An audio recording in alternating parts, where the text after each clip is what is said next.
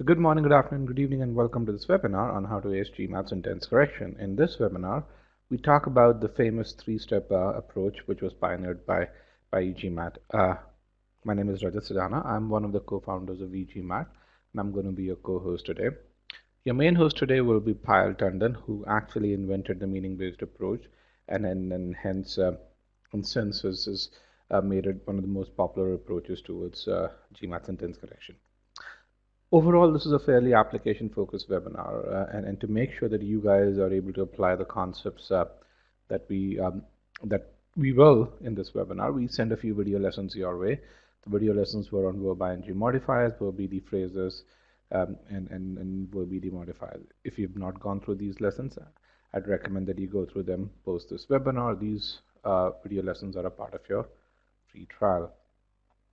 Also, we have some upcoming webinars. We have an upcoming webinar on how to create an amazing B-School resume. That's tomorrow. That's hosted by Maria Vicvilla, who's a Harvard Business School grad and the founder of Applicant Lab.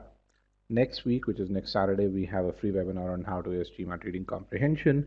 That webinar also hosted by Payal Tandon. In this webinar, we look at the key reading strategies, which if you apply, can help improve your comprehension and can help you ace GMAT reading comprehension in as few as 10 days. Again, both these webinars are very, very popular, so do register for them in advance. This is a free webinar, and to make sure that we do justice to this group as a whole, we ask this one leading question, which is, when do you plan to take the GMAT? If not responded to this one, please do so.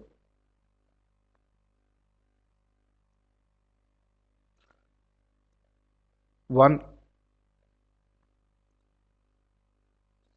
let's get one other question as well, which is, what is your target GMAT score? Let's get your response to this question too. Okay, based on the data over here, we have one large group, which is those who have more than 45 days before their GMAT, about 32% of the population. And then we have three more or less similarly sized groups. We have a few folks who have the GMAT in the next 15 days. We have a few who have between 16 to 30 days, and then a similar number of people in 31 to 45 days as well. With regards to the target GMAT score, the most popular segment is in the 730 to 760. That's about 52% of the population. And then we have about 15% of you who are, about 17%, who are aiming for 700 or lower GMAT score. Okay, with that, let's go right into the webinar pane. The screen will have changed for you, or will be in the process of changing for you, depending on which part of the world you currently are in.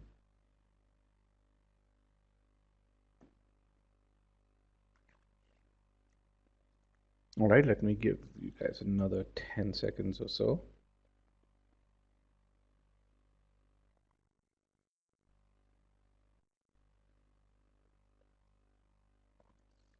Okay, there's essentially three parts of this webinar. In the first part, I'm going to give you a brief introduction to e-GMAT. That's going to be about 15 minutes. In the second part, Payal would take over and we'd get into the core of this webinar, which is how do you ace GMAT sentence correction by focusing on meaning and logic. And then towards the end, we'll have an open-ended Q&A to make sure that any question that has not been answered during this webinar gets answered. Okay. Now, I asked this question, what's your target GMAT score? And more than 60% of you said that you were aiming for a score of 730 or higher. And whilst more than 60% of you are aiming for that score, what I can tell you is that only 6% of the people get to that score. And this is despite the fact that median scores at top B schools keep on going up. And this is data from last year. Now, what is it that people who get to that 720 or higher score do? A good percentage of them use e-GMAT. Why do we say that? The reason we say that is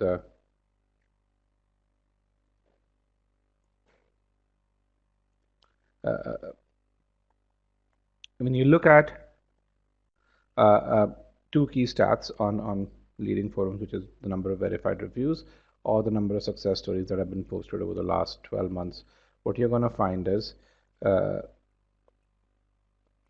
e-GMAT has been mentioned more than any of the other top test prep companies when it comes to the number of verified reviews or the number of success stories posted over the last 12 months. So what makes our students more successful? I think if there's one thing that makes our students more successful than students from other prep companies, it is the architecture of our learning or our approach to GMAT preparation. And to understand how that approach is different, let's understand the various architectures of learning that exist today.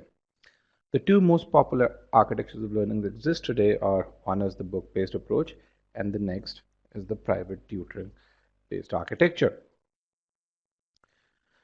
Now, when you compare most of the other courses out there, even though they may provide audio-visual instruction, they may actually have interaction. What you would find is that the core architecture of learning that is there is still the book-based architecture. When you map e-GMAT's learning architecture on both these architectures, what you're going to find is that e-GMAT is oriented a lot more around this private tutoring-based approach.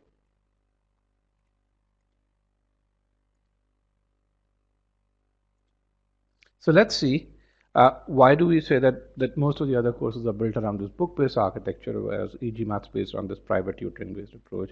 And let's also understand why this private tutoring-based approach leads to a much higher success rate. To do that, we're going to really understand how do you ace the GMAT and how do you get to a score of 720 or higher. Now, we'll take an example of someone who's starting from a score of around 600 or so.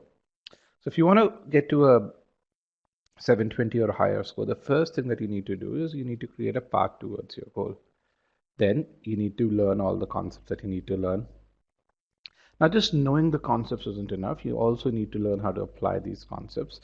And you need to get so good at applying these concepts that you attain a level of mastery that puts you in that top 6 percentile of students, or top 1 or top 2 percentile of students over there.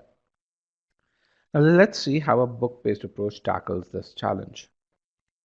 Let's start with study plans. Now, a book-based approach is all about autonomy, which means that when you start studying using books, you get a bunch of cookie-cutter study plans, and essentially you've got to choose one of the cookie-cutter study plans that's provided to you. Then you start learning concepts, and books are really well suited to teach you concepts. I mean, there's some excellent books that will tell you what are verb BD modifiers, what are verb BD phrases, etc., etc. The problem is, while books will teach you concepts, they won't give you feedback as to how well you've learned those concepts. That burden of validation is entirely on students. One area where books don't do as good a job is teaching you how to apply those concepts. Just the inherent static nature of books is not very well suited to telling you what you do in step 1, what you do in step 2, what you do in step 3. And because of this, folks who actually study using books, they end up solving hundreds and hundreds of questions to master application, and only the best and the brightest are able to, even after that, ace application. Similarly, when it comes to evaluation or mastery to figure out whether you are among the top 6 percentile of students or not, people who follow the book-based approach do that by taking tens of mock tests. And again, they do the mock test. That onus of evaluation of a mock test then lies completely on student. If you're able to analyze that mock test, you're able to progress further, but those who are unable to analyze that actually end up going in circles, and it feels to them that they're not progressing in the right direction. Private tutoring based architecture works very differently. When you work with a good private tutor, the first thing that a good private tutor would do is to create a study plan that is personalized to your strengths and weaknesses. Then a private tutor would teach you concepts, and while teaching you concepts, a private tutor would give you feedback so that you can work on the areas that you're weak in. Then once you've learned a few concepts, a private tutor would teach you how to apply those concepts, and a private tutor would constantly evaluate you while you're applying these concepts. So once you've attained a level of mastery, a private tutor would move you from one topic to the other. Let's say to move from subject verb to modifiers, from sentence correction to critical reasoning, and so on and so forth. So what are the key differences between these two approaches? While you're learning the same content in each of these approaches, the extent of personalization, the extent of feedback, the extent of trackability is a lot more in the private tutor based approach. And it's easy to see why a private tutor based approach is a lot more successful than a book based approach. Now let's see why is it that we say that most of these other prep courses are built around that book based approach, whereas e-GMAT is built around this private tutoring based approach. And then we'll start from the very first step, which is creating a study plan. And the example that we're going to take is the same example, which is how do you go from a score of 600 to a score of 720. Now remember, the first step is to create that personalized study plan. Now to be able to do that, to empower each one of you to create that personalized study plan, we built an AI-driven tool called Gmat Planner that allows each one of you to to create a milestone-driven study plan. Let's see how it works. The first thing that this tool does is it takes in your starting score. So let's say this particular student has a score of 600 with an even score between quant and verbal, so a Q44 and a V28, both of which is around the 50th percentile overall. Now, because this is a smart tool, it understands that when you have a Q44, it means that you know a lot more in quant than a V28 would indicate. Why? Even though both are 50th percentile, a Q44 is a lot higher ability. So it first improves your quant score to the maximum and then increases your verbal score so that you get to that 720 score. So it gives you a recommended quant score of Q50 and a recommended verbal score of V38. Now, this is a great recommendation, but if you want to change that, you can manually enter either the quant or the verbal score until it adjusts the other one automatically. Then it'll tell you how to get to a Q50 and a V38. So it'll give you your target quant percentiles, and it'll give you your target verbal percentiles as well. Now, there are many combinations that can get you a Q50 or a V38, but because it has 3 different neural networks running in there, it goes through the various permutations and combinations. It sifts through about 50 such combinations and gives you a combination of quant and verbal abilities that you're most likely to achieve in the shortest possible time. So when this happens, your overall GMAT journey is not a black box in which you're studying. It becomes a set of 5 neatly defined milestones where you're going from these starting abilities on the left in arithmetic and algebra to the ending abilities in arithmetic and algebra. And similarly, on the verbal side of things, these starting abilities to these ending abilities. Now, not only that, you still need to figure out how much time to spend to achieve these improvements, and then it gives you those time estimates as well. These time estimates are in weeks, so assuming you can put in about 2 hours on a weekday and about 5 hours on a weekend. Again, you can see the starting milestones and the ending milestones over there. Beyond this, it also gives you a day-by-day plan. But essentially, when this happens, your personalized preparation boils down to you improving from a 50th percentile in sentence correction to an 89th percentile, a 49th percentile in critical reasoning to an 84th percentile, and so on and so forth. And from there on, it will also give you a calendar view where you know exactly how many hours you need to put in and when you need to study what. Why did we create this? Or why did we spend about 1,000 hours building this utility? The reason we spend 1,000 hours building this utility is so that each one of you can create your personalized study plan in as few as 7 minutes, actually, or less. Now, for those of you who worked with a private tutor, you'd probably realize that even when you work with a private tutor, the study plan that you get is not as granular, is not as defined. Now, the next step that a private tutor does is it teaches you concepts. And while teaching you concepts, a private tutor constantly evaluates how well you're learning concepts and gives you feedback on the same. The e-GMAT learning architecture is designed just like that. What you see over here is a snippet of a subject verb module. What you see over here are our concepts on the first 4 items, so 2.1 to 2.4, and each of these concepts has a built-in assessment over there. Through this assessment, we give you feedback that is personalized to you. Moreover, this time that you see over here is the time that you spent studying these concepts, and we track over 70 data points per concept for you. Now, by comparison, let's look at a popular course. This is a course by Magoosh, and essentially what you see over here, again, the subject, verb, and pronoun module. First of all, it's nowhere as comprehensive. The second thing, there's no trackability, there's no feedback over here. And this time that you see over here is the time of the video. It's not the time that you spent on the video. Now, the next thing that a private tutor does is teaches you how to apply these concepts. And to do that, we have these specialized files called application file, in which we teach you while solving a subject verb question, what do you do in step 1, what do you do in step 2, what do you do in step 3. Then we evaluate your ability to apply these concepts on a practice quiz as well as on official questions. And again, this is how every module, whether it's a quant or a verbal module, is structured. Compare this to the Magoosh course, and what you're going to find is that there is no application file. There's just one quiz over here with 5 questions. Again, there's no score, and this quiz is common not just to subject verb but also to pronouns. And again, there's no score here because the intent is not to give you feedback but just to give you practice. The next piece is evaluation of mastery. Now you need to understand why evaluation of mastery is important. The reason why evaluation of mastery is important is because your goal is to go from that 50th percentile to that 90th percentile in sentence correction. It's not just to study sentence correction, but to hit that 90th percentile.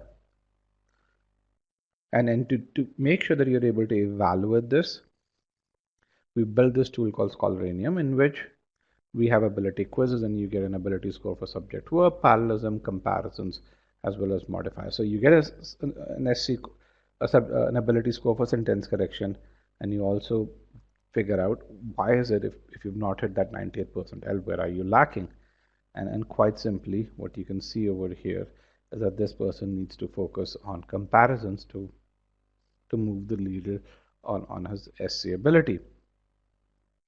So again, while you're studying the same content in both these approaches, you can really see why e-GMAT's built around the private tutoring based approach and how that approach leads to much higher success. Now, who's built this content and architecture? 4 out of GMAT Club's top 5 rated instructors have built this content as well as architecture, and instructors who've been reviewed a lot more frequently on GMAT Club. So while only 6% of the students get to a score of 720 or higher, you can really see why a good percentage of them use e-GMAT. Today we are starting our batch of both quant and verbal, or our GMAT live prep batch, and essentially this is what a batch calendar looks like. We start with SC1, which is a free session, and then tomorrow we go towards SC2, which is a paid session. Then we move towards parallelism and modifiers, then we go to a critical reasoning, then reading comprehension, and then we end with a proctored mock test, which is a verbal workshop. Now, this is the world's only course that comes with a score guarantee of up to 7 points. And this guarantee doesn't end at like a V35 or so. It goes all the way to a V44, which is 98th percentile on GMAT verbal. Similarly, on the quant side, we are also starting our batch with number properties 1. And again, like our verbal course, this also comes with a score guarantee of up to plus 7 points, and this guarantee goes up to Q50. And this is a pure guarantee, which means that, unlike other prep companies, we don't require you to take the test twice. If you've taken the test once, you take this course, and you don't improve by the guaranteed amount, we simply refund your money. Here are the batch calendars, and with that, I've come to the end of my introduction. You guys can download the batch calendar over here. And you can really see both quant and verbal batches. We're actually starting both these batches today. With that, you're welcome to connect with me on my LinkedIn. By connecting with me, you not only stay updated with all things e-GMAT, but you'll also connect with upwards of 11,000 students. We actually also post about 5 articles every week on LinkedIn. With that, we've come to the end of first part of this webinar. I'd now like to invite Payal to start the second part of this webinar.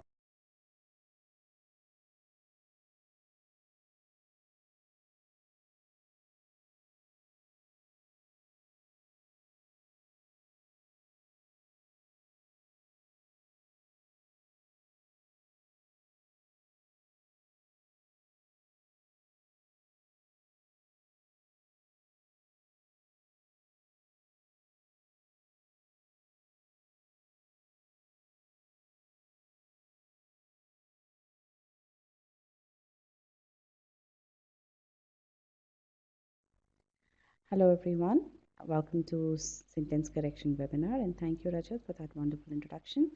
Let's just make sure that all of you can hear me loud and clear. Please press yes if my voice is absolutely clear at your end. Alright, I can see that some of you are facing problems with the voice. Can you please tell me what the problem is? Because I'm using the exact same setup that Rajat was using, but let's just make sure that I check that the voice is. Let me just 1 second here. It was bad for a couple of seconds. Okay, low volume. Okay, how about now? It's okay now? Okay, let me just resize this poll. It's really big. Okay.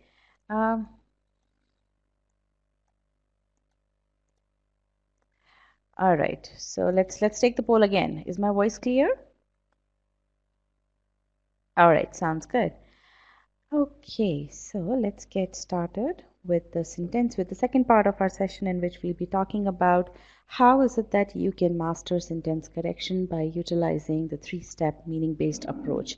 So before we go into the details of the process, what we're going to do is we're going to understand what your current approach towards sentence correction is. And then we're going to understand what is actually important to master sentence correction. And then towards the end, we're going to put together a plan of action for you so that you can master sentence correction. Okay. Now, before I go into the details of this part, guys, just give me 1 second to resize this poll appropriately. Yes, now it's not grabbing the entire screen. Just give me 1 second.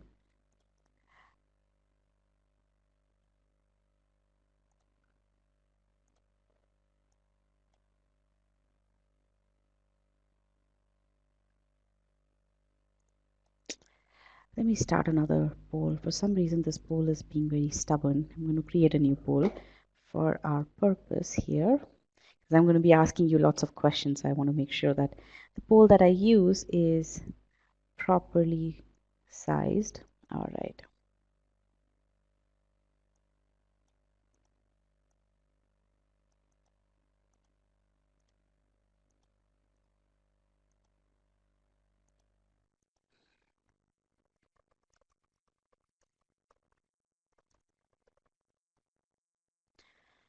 All right, so what I want you to first tell me is that what are you scared about in sentence correction? By that, what I mean is that what do you not like about sentence correction, or what do you think keeps you away from acing sentence correction today?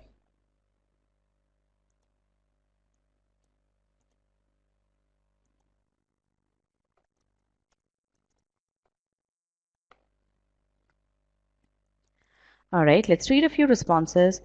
Two answer choices, too much theory in sentence correction, following the e-GMAT process correctly, meaning analysis, strategy, what not sure where to focus on, wordy questions. Some of the options that are given are very similar, right? Two options, confusion in 700 level questions. Two answer choices that are 99% the same can cause confusion. So I see a lot of you have issues with the answer choices, stuck with last two choices, or two confusing options, or wordy options, or long sentences. All right. Okay. Let's talk about this question now here. In your opinion, which of the following is the most critical to master in order to ace sentence correction? So I want you to look through the choices here and then select the appropriate response. What do you think is the most critical the most critical to master so that you can do well in SC?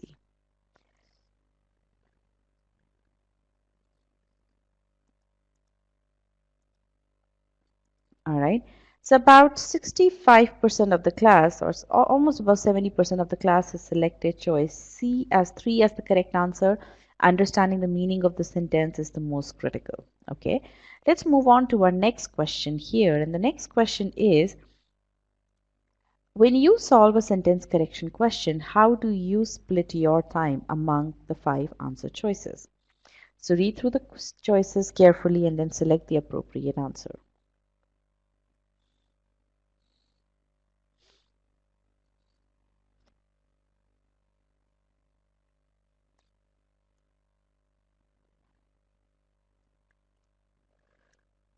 So about 75% of the class has selected choice 2 as the correct answer. So if I were to tell you your responses here.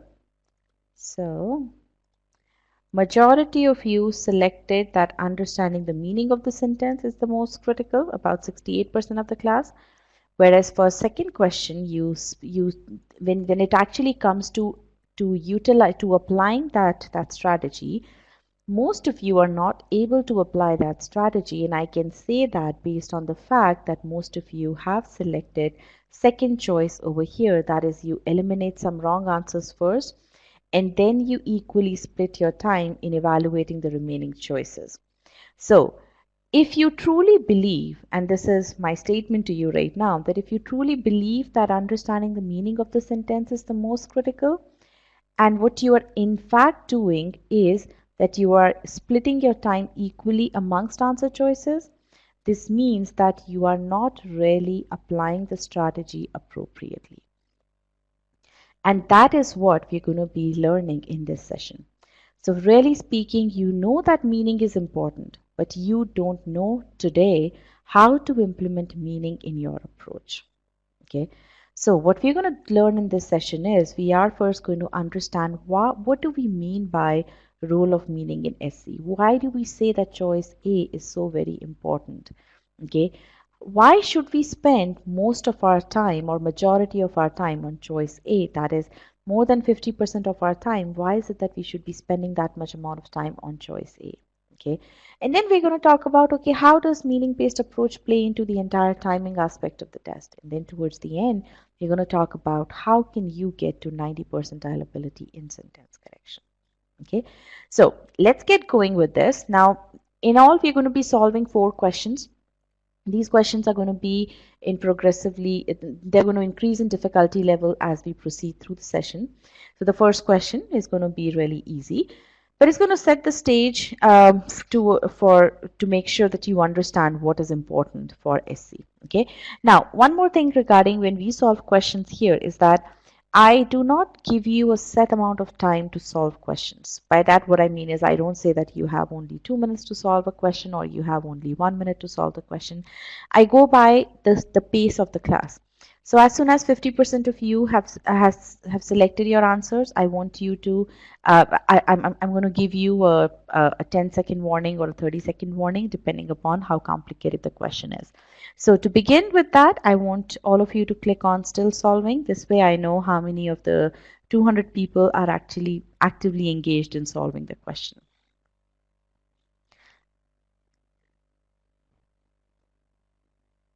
And again, the first question is going to be straightforward. What I want you to do is, I want you to consciously see how is it that you are solving the question. What are the different steps that you are utilizing in order to get to the correct answer? All right, so here you go. Go ahead.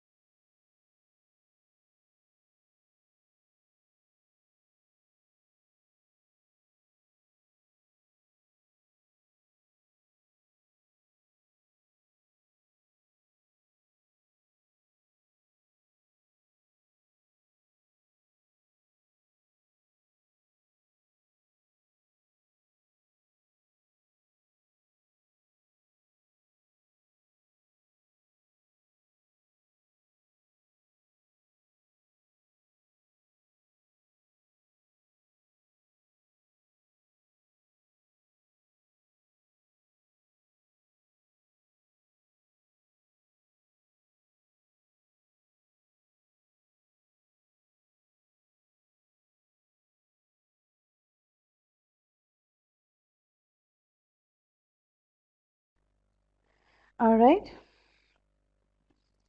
Almost all of you have put in your answers, so that's good. If we broadcast the results, 88% of you have gotten the question correct, so really good. And as I said, this is an easy question. So let's quickly understand what's going on in this question. So tell me, what is it that you understand from the meaning of this sentence? Samuel has decided to allocate more time for his GMAT preparation, even though he adding additional responsibilities at work. He getting additional responsibilities at work. So what do you understand from the what is the thing that comes out from the meaning? Yes, there is a contrast here. And what is the contrast? That Samuel has decided to allocate more time for his GMAT prep despite the fact that his responsibilities have actually increased at work. Okay. Now, if you think about it, the context of the sentence is very straightforward to understand, right? I mean, this is something which you all live in and day out. I mean, you have to balance your work, you have to prepare for your GMAT, right? So so the context of the sentence makes it easy for us to understand the sentence. Secondly, also, this sentence is a very small sentence in the sense that it is a very it's not a long sentence. It's not your typical, the length of the sentence is not very typical of what you see on the GMAT, right? So again, as I said, it's an easy sentence. But the key thing over here is that you have to first understand the meaning of this sentence so that you know what is it that the author is trying to communicate. Okay.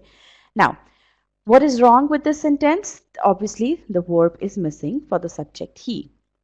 Now let's take a look at choice B. Samuel has decided to allocate more time for his GMAT preparations. He got additional responsibilities at work. Now, why is choice B wrong? Is there anything wrong with choice B from grammatical standpoint? Yes or no?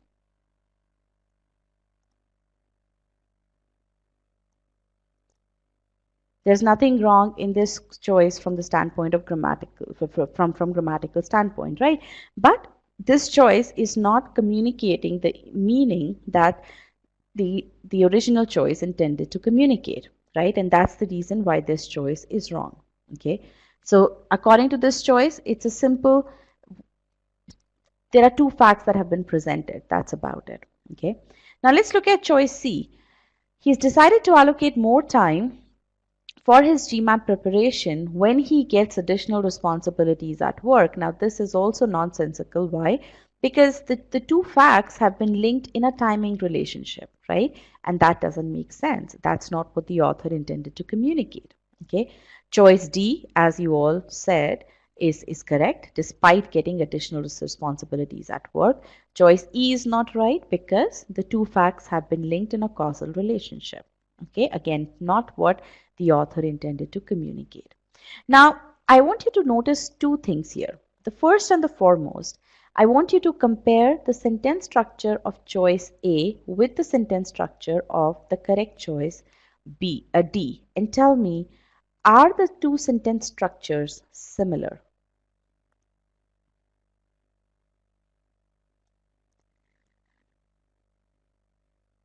No, the two sentence structures are not similar. Why? Because in choice A, again, let's assume that choice A were correct. Let's assume that even though he got additional responsibilities at work, right? So in choice A, there are two independent clauses, right? Whereas in choice D, you don't have two independent clauses. What you have is despite getting additional responsibilities at work, right? So again, the key thing to notice over here is that you can communicate the same meaning in utilizing different sentence structures, which implies that you need to be aware of the various kinds of sentence structures that are possible. There can definitely be more than one way to express the same meaning. Okay. The second point that I want you to understand here is that meaning can be distorted in various ways. Okay. As we saw over here, we understood what the original sentence intended to communicate, but we saw in choice B that intended meaning was not being communicated. In choice C, that intended meaning had been distorted. In choice E, a completely nonsensical meaning was being presented, right? So you can, so the thing is that you can, the meaning can be distorted in multiple ways, and that's the reason why it's very important for us to understand what is it that the author intends to communicate. What are all the pieces of information that the author has presented in the original sentence, so that you can get a complete sense of what the author wants to communicate. Okay, so it's very, very important. All right. Now what we're going to do is we're going to apply this level of understanding on an official question. Okay. So here is the question, and let me get the poll for you.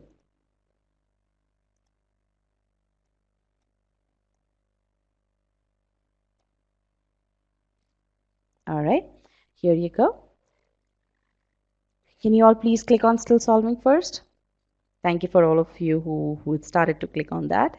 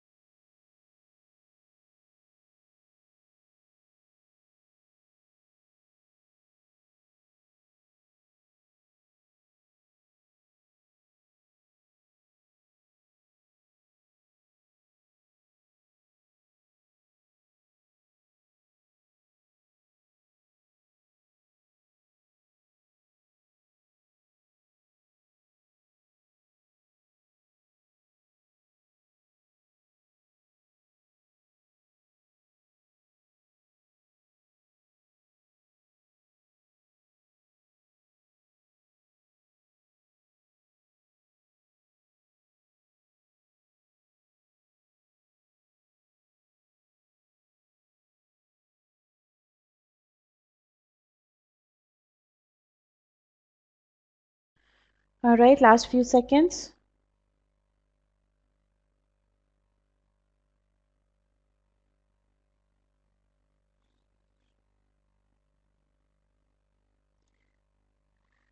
All right, I'm going to end the poll now. So this question was slightly more difficult from the previous question. And one of the reasons why this question was a bit difficult was because the context of this question is not as easy as the previous question. Okay. Now, before I go into the details of the answer choices, the first step always is to understand the meaning of the sentence. Okay. So here's what I want you to do. I want you to read the first part of this sentence over here till this point over here and tell me what is it that the author is telling. Next month, state wildlife officials are scheduled to take over the job of increasing the wolf population. Tell me, what does this part mean? In your own words, summarize it and tell me.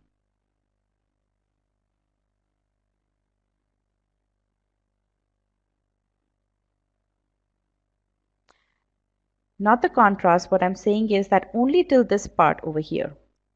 Officials have to regulate population size, and this is something that's going to happen next month, right? There is a statement that has been made for what's going to happen next month. Okay, so very important. There are future plans. Absolutely right. Now, it may seem like as if this exercise is rather a redundant exercise, but I want you to go through it because I want you to start splitting the sentence into smaller parts whenever you read a long sentence. Okay. Usually the sentences that you're going to see on the GMAT, they're going to be dense sentences. And for that purpose, in order for you to get 100% of the sentence, you have to make sure that you split the sentence into small parts, understand the meaning of those parts, and then only move forward. So from this part, what we understand is that the author has spoken about Some future plans. What are the future plans? Future plans are regarding state wildlife officials that they're going to be taking over the job of increasing the wolf population. Okay. Now we read further. In the federally designated recovery area, what is the role of this part? In the federally designated recovery area.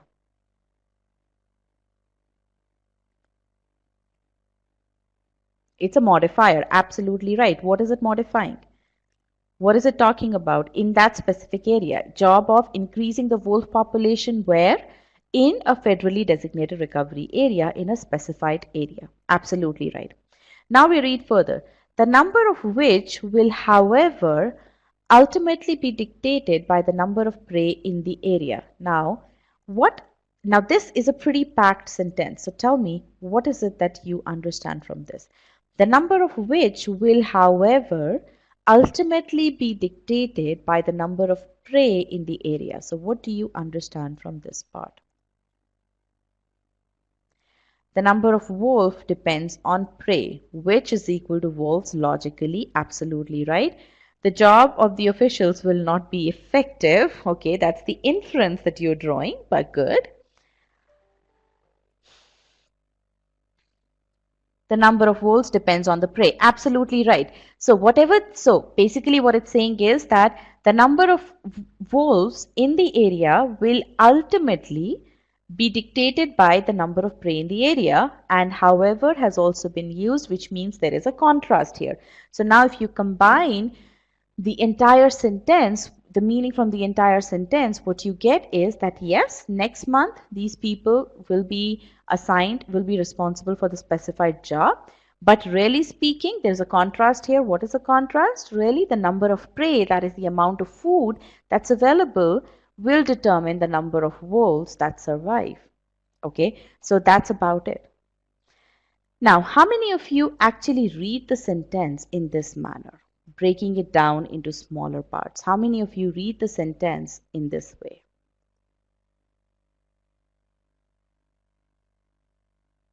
Okay, about less than half of the class today reads the sentence in this way.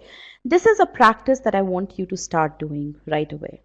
Whenever you come across any sentence in GMAT verbal, regardless of whether it's in sentence correction, whether it's in CR, whether it's in RC, always break down the sentence at appropriate points. Never consider a complete sentence as a standalone object. Okay, break it down into smaller parts.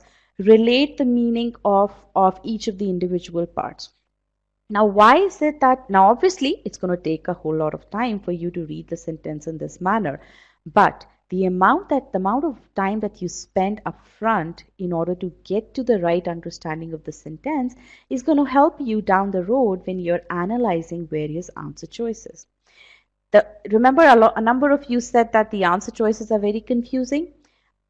If ever you feel that the answer choices appear to be very confusing, usually or more often than not, the reason for that is that you don't have a complete clarity of what the author intends to communicate. That's a signal. That's an effect of something which you didn't do well when you were reading the original sentence.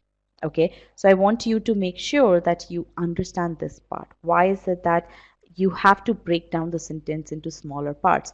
Your goal when you're reading the original sentence should be to understand the role played by each and every entity in the sentence. For example, when I broke the sentence down over here and I said, well, what do you infer from in the federally designated recovery area? You knew that, okay, this part is acting as a modifier of where the wolf population is. Right, so now you know that, okay, this is the role of this part of the sentence. Now when you look at an answer choice in which this part has been placed somewhere else such that now it no longer modifies where the wolf population resides, you know that that part is wrong. Now that choice is wrong. Okay, so that is the benefit of breaking the sentence down into its smaller chunks, so that and understanding the role played by each and every chunk. Okay, is this point clear? Yes or no? Good. All right. Now we come to the grammar analysis of choice A. Remember when you read the sentence. Now, when you are reading the sentence in order to understand the meaning, what you're also intuitively doing is that you're intuitively bringing in the grammar aspect as well. When you understood the number of which will, however, ultimately be dictated, you knew that which refers to the wolves, right? You knew that the author wants to say that the number of wolves, right? Now, this is where you bring in your grammatical knowledge. Okay, logically, you know that which refers to wolves. Now you bring in your grammatical knowledge, and you know that okay, which cannot be used to refer to wolf. Why? Because wolf has not been used as a noun. Wolf has been used as a modifier to explain population. What kind of population? Wolf population. Okay, so you know that wolf has been used as an adjective, and which, because it's a pronoun, it can only refer to nouns, and that's the reason why this choice is grammatically incorrect. It has a pronoun error. Okay, other than that, this choice seems absolutely fine. All right, so that's the reason why choice A is wrong. Now, with this focus, what we do is we now evaluate the answer choices. Okay, you've already rejected choice A. Now let's take a look at choice B. Choice B, if you notice, has eliminated the pronoun altogether, the size of the population. Now, the population refers to the wolf population. Okay, so this choice is absolutely correct. There is nothing wrong in this choice. Let's look at choice C. When, however, the number of wolves will. Now, choice C doesn't make sense because it has linked the two ideas using a timing relationship, which is absolutely nonsensical. Okay, so again, both the ideas still remain there. The contrast is there. The first fact that the future plans are also listed there, but those two facts have been connected in a nonsensical manner. Okay, and that's the reason why choice C is correct. Again, you could reject choice C very easily because you understood what the author intended to communicate in the first sentence. Choice D is wrong. Again, there is the same grammatical error, which cannot refer to wolf. Okay, now choice E is wrong because semicolon has been used here. Okay, so there's a connector issue here. Whenever you have, again, that's a grammatical rule. Whenever you have but starting an independent clause, you need to connect it with a comma. Remember the fanboys rule? So that's what is applicable over here. Other than that, but the size of population ultimately be dictated. Again, the verb is not correct here. Okay, be dictated is not the correct verb form here. So that's another error. But if you notice one thing, as long as you have a good idea about what the original sentence intends to communicate, you will be able to eliminate a number of choices purely based on meaning. Okay, purely based on the fact that there are choices that distort the meaning. And what that leads and what that does is that you don't have to focus on the minor grammatical issues in the sentence. Okay, your focus, as long as it's on the meaning aspect of it, you don't really have to worry about the minor grammatical errors, and that's what helps you in ensuring that you get to the correct answer. Okay, I'm not saying that you don't focus on grammar. Again, meaning based approach involves grammar inherently in it, because how do you understand the meaning? You understand the meaning by utilizing the constructs that are typically used in the language to communicate meaning, right? So you are incorporating the grammatical knowledge when you are understanding the meaning of the sentence, but you don't have to worry about those minute grammatical rules. Okay.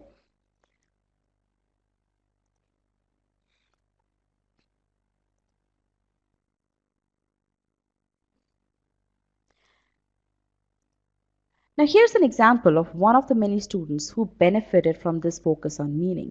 Before using meaning-based approach, Nishant struggled to finish verbal section on time. And I want you guys to hear about the story very intently, because a number of you have that doubt that, okay, where do I get the time to do such a thorough analysis on choice A? Okay, now listen to what Nishant did. Now, before using the meaning-based approach, he wasn't able to finish verbal section on time. So he was facing timing issues. And he knew all the grammar rules. It wasn't that he wasn't aware of the grammar rules. But once Nishant embraced this approach, he realized that he was naturally able to solve sentence correction questions with high accuracy in 40 seconds or in 45 seconds or fewer. Okay, that's what ends up happening. I mean, you may feel that you're taking a lot more time than what you should, but ultimately you actually end up taking less amount of time because you have utilized the time in a very judicious manner. You are reading slowly to understand the intended meaning, but that understanding itself is going to help you to not waste time on reviewing the answer choices. Okay. Now, Nishant was admitted to Ohio Fisher with full fellowship, even though he applied very late in the process, almost in round 3. And the reason that I love the story is because here's a guy who was stuck at 570 and was wondering whether he would even get into a B school. And in the end, with all his hard work and the right kind of strategies, he was not only able to get into a B school that is highly ranked in operations management, but he was also able to secure a full ride.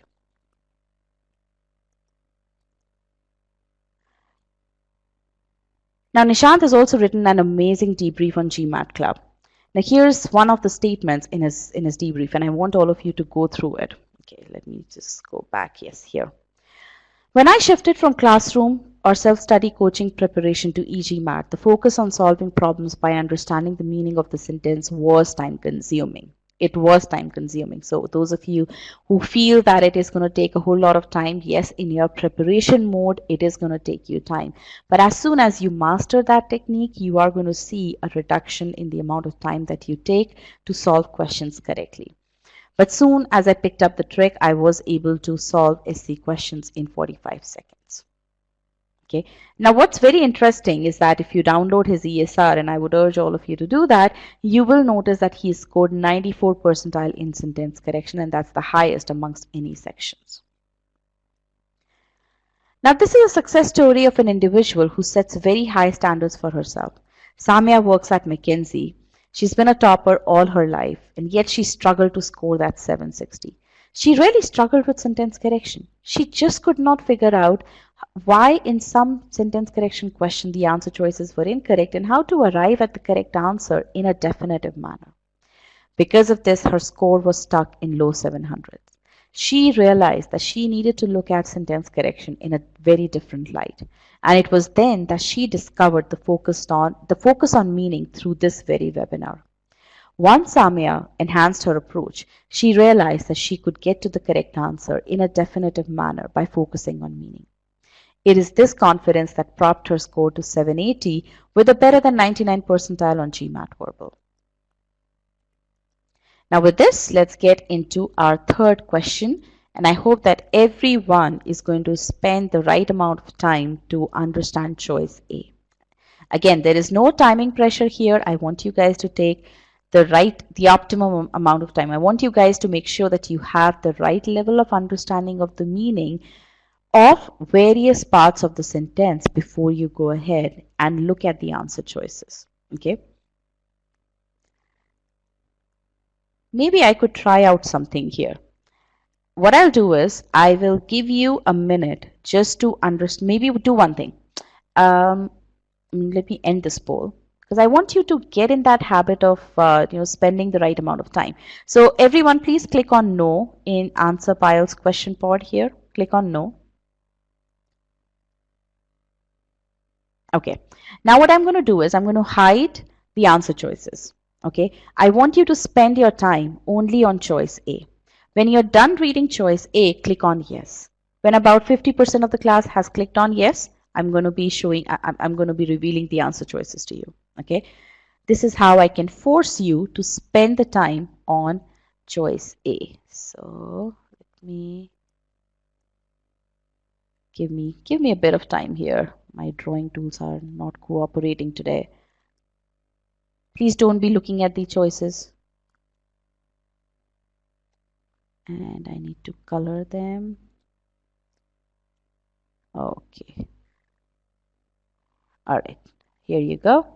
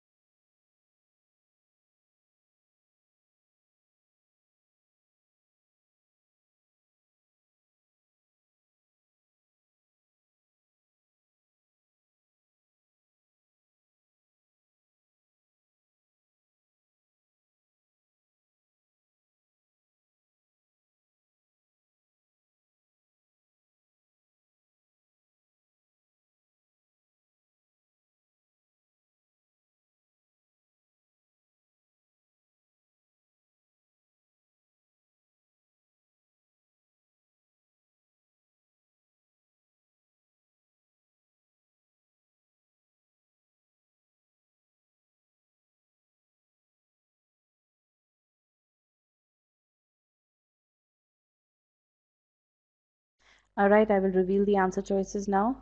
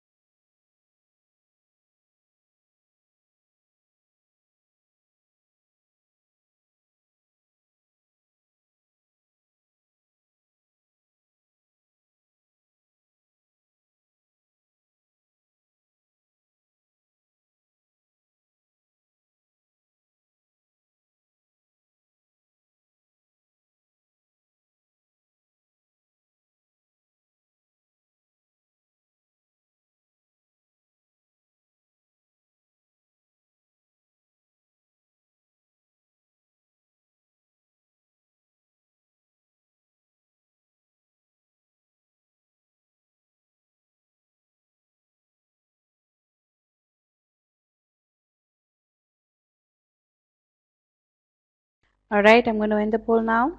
Last 5 seconds.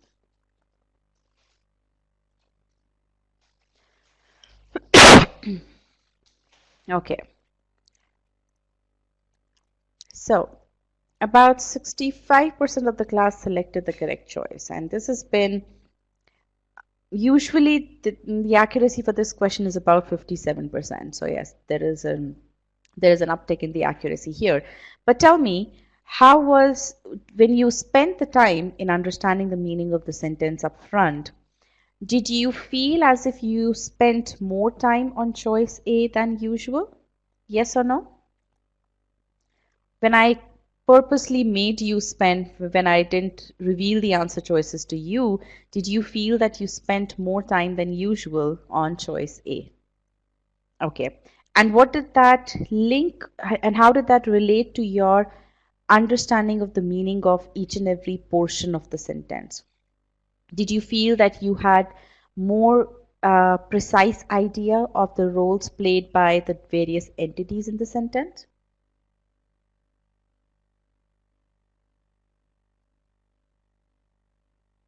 Okay.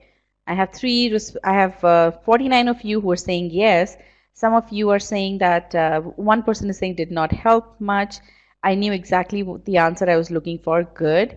Kind of helped in understanding the meaning, enough time to understand the sentence. Good. All right. Now, this is the kind of exercise that I want you to do on your own as well. Again, it's not magic that's going to happen overnight. You have to work towards it. But when I say that you focus on choice A, what I mean is that you forget about any of the other answer choices. So when you're practicing it on your own, when you're learning the methodology on your own, I want you to hide the answer choices. Put something on your screen such that you don't see the answer choices at all, so that it forces you, because you have to break a habit, right? Today you see those remaining four answer choices, and you're tempted to look for the similarities and the dissimilarities in the answer choices. I want you to stop doing that. And breaking any habit requires certain extreme measures, and one of the extreme measures that I'm recommending to you is that you hide the answer choices till the time you don't understand all the roles played by each and every entity in the sentence. Okay, is this something that is very much doable? Yes or no? It's a very simple strategy. Okay, all right.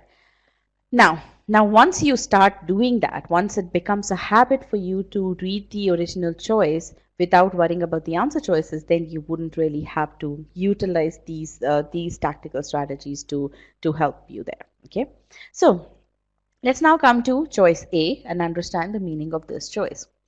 Because diegetic music, I'm going to pause right here and I'm going to just understand, okay, this sentence is talking, is going to give me some cause and effect. Okay, because diegetic music. Now, diegetic music is a technical term that, I'm not familiar with as such. So I'm not going to let this term bother me. All I'm going to do is I'm going to shorten it up as DM, because diegetic music. Again, I know that there is a cause and effect in the sentence. Now I read this part. Actively referenced in the film rather than confined to the background. Now, what is the role played by this part?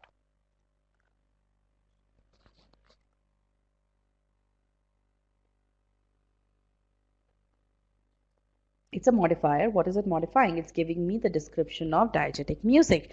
That diegetic music is actively referenced in the film and instead of being confined to the background. So it is actively used instead of simply being there in the background, right? Okay, then invoking a sense of verisimilitude. What is the role of this part here? Invoking a sense of verisimilitude. It's a modifier again, and what is it modifying? It's giving me the description of diegetic music. Absolutely right.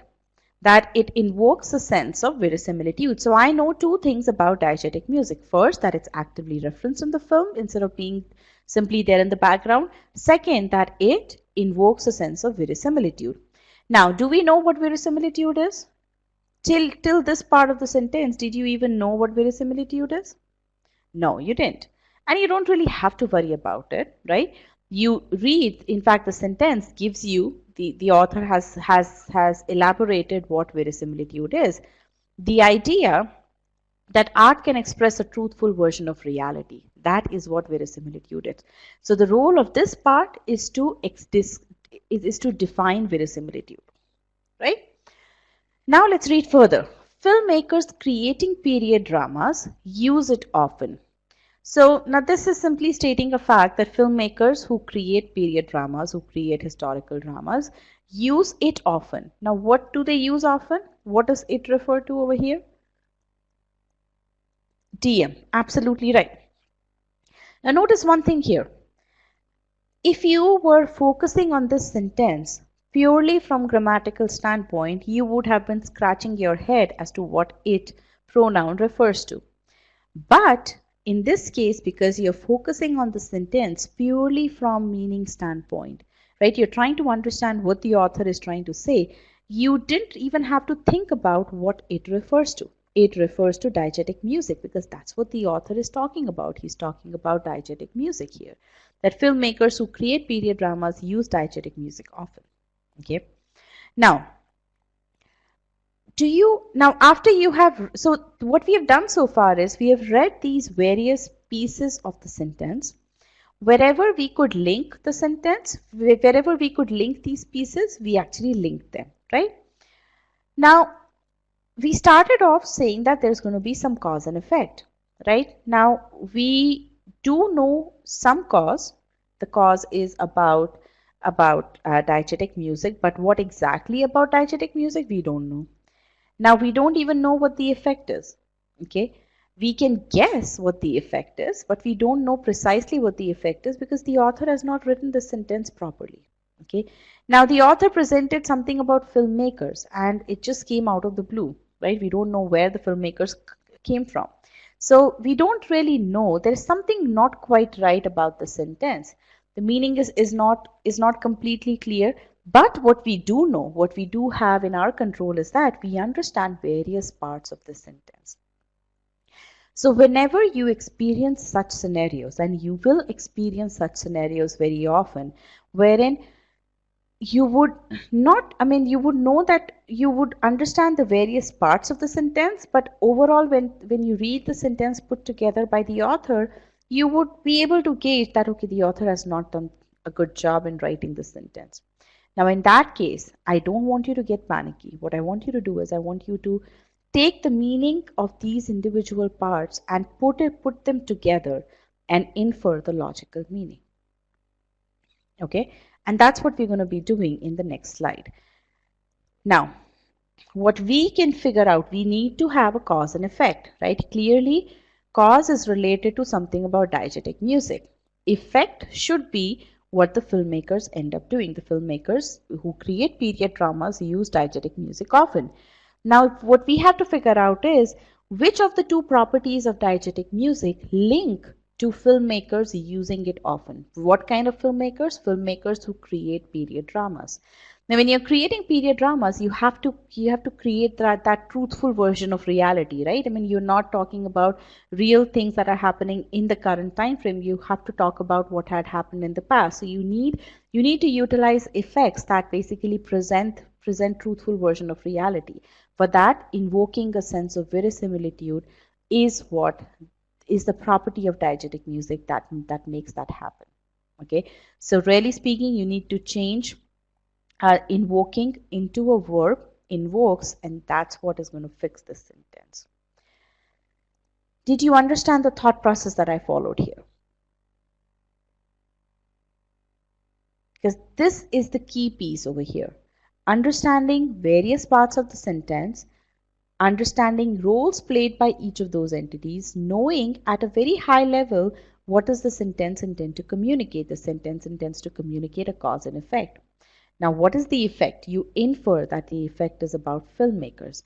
Now, what is the cause? The cause is about diegetic music. Now, what do I know about diegetic music? I know two things about diegetic music. Now, which of those two things link to the effect that I see? That is how I come to what the correct sentence should be. Okay?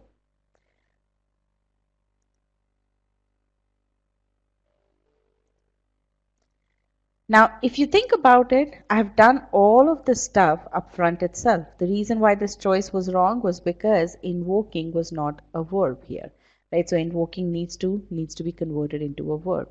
Okay, so choice A is wrong. Now choice B, my answer choice analysis actually becomes relatively straightforward. If you think about it, actively referenced in the film rather than confined to the background, this is one chunk of the sentence that I understood the meaning of when I was reading choice A, and I know that this should describe diegetic music. So I don't really have to break down this entire chunk again. All I have to make sure is that has this chunk been still used to describe diegetic music, and in this case, yes. In choice B, yes, it is still used to describe diegetic music. Diegetic music is often used by filmmakers creating period dramas. This is also fine. Right now, again, the sentence structure has changed.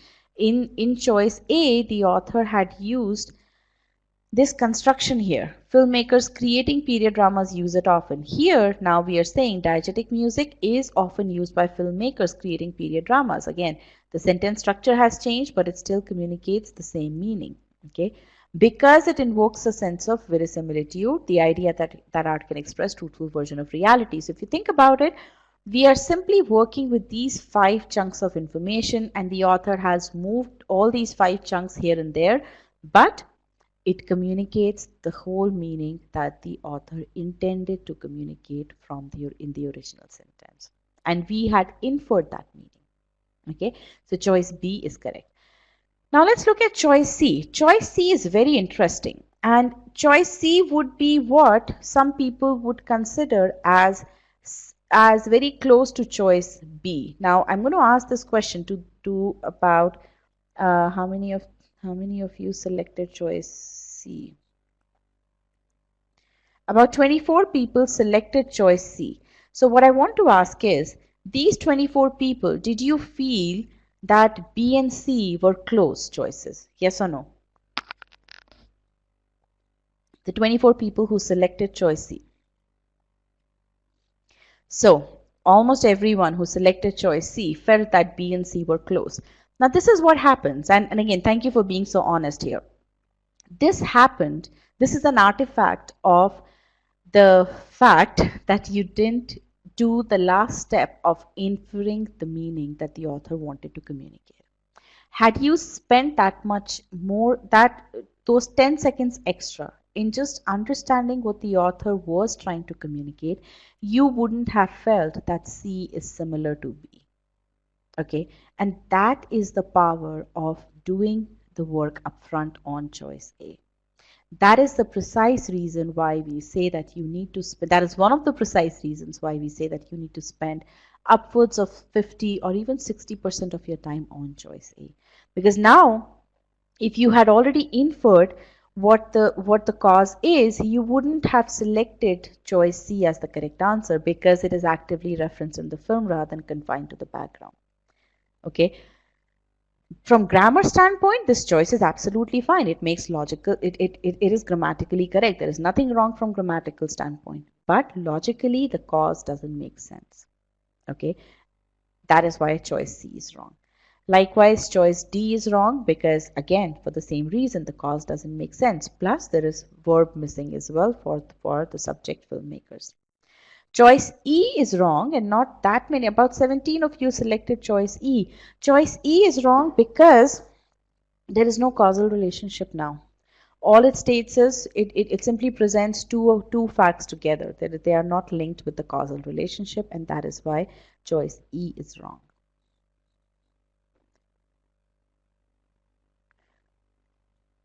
So, what have we noticed in this sentence? The meaning of the sentence was not clear, but we understood each and every entity of the sentence and we inferred the meaning before moving on to the next step. So, my suggestion to you, whenever you're solving SC questions, hide choices B, C, D, and E. Till the time you don't have a good enough idea about the roles played by each and every entity of the sentence and what the author intends to communicate by putting those pieces together, do not start looking at choices. Okay? If you spend 45 seconds to a minute just on choice A during your preparation, in your preparation mode, there is no reason why you would be able to solve SC questions in effectively and correctly. Effectively and efficiently, both. Okay. Now, error analysis step was almost a non-existent step. I'm at that point wherein I'm going to start calling this a two-step process. No, I'm just kidding. Error analysis step is almost non-existent because you're doing such a thorough job at the meaning analysis step itself. Okay. And that is the power of understanding the roles played by each and every entity. You are taking care of error analysis as well because you're utilizing the grammatical knowledge that you have of the language in order to understand what the roles played by each and every entity are, in order to understand how different parts are linked. And we analyzed each choice and rejected each incorrect choice on solid grounds. There was not even a single doubt that we had in our mind whether this choice, why we are rejecting a particular choice. And that's another artifact, I would say. Whenever you artifact of not efficiently, not correctly doing the preceding steps. If when you're looking at answer choices and you're confused and you just reject an answer choice based on gut, right? You don't have a precise reason. This means that you haven't done step 1 and 2 on original choice correctly. Okay. Think about utilizing these as clues for you to enhance your skill in analyzing choice A. Okay.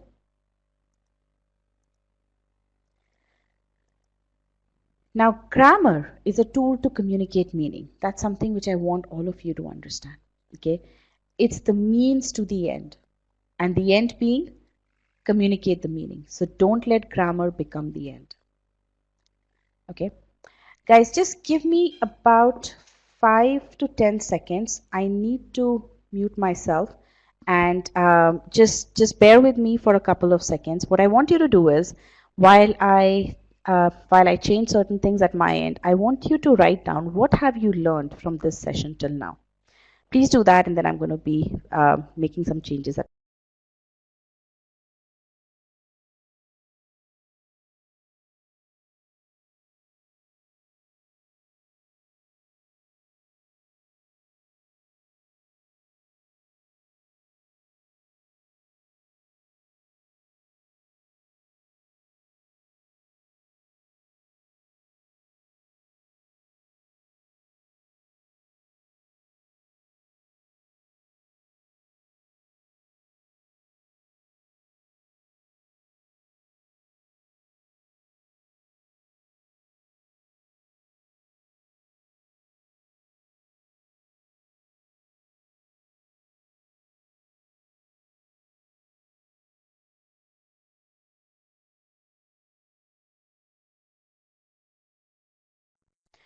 All right, so let me quickly thank you so much for your overwhelming response here.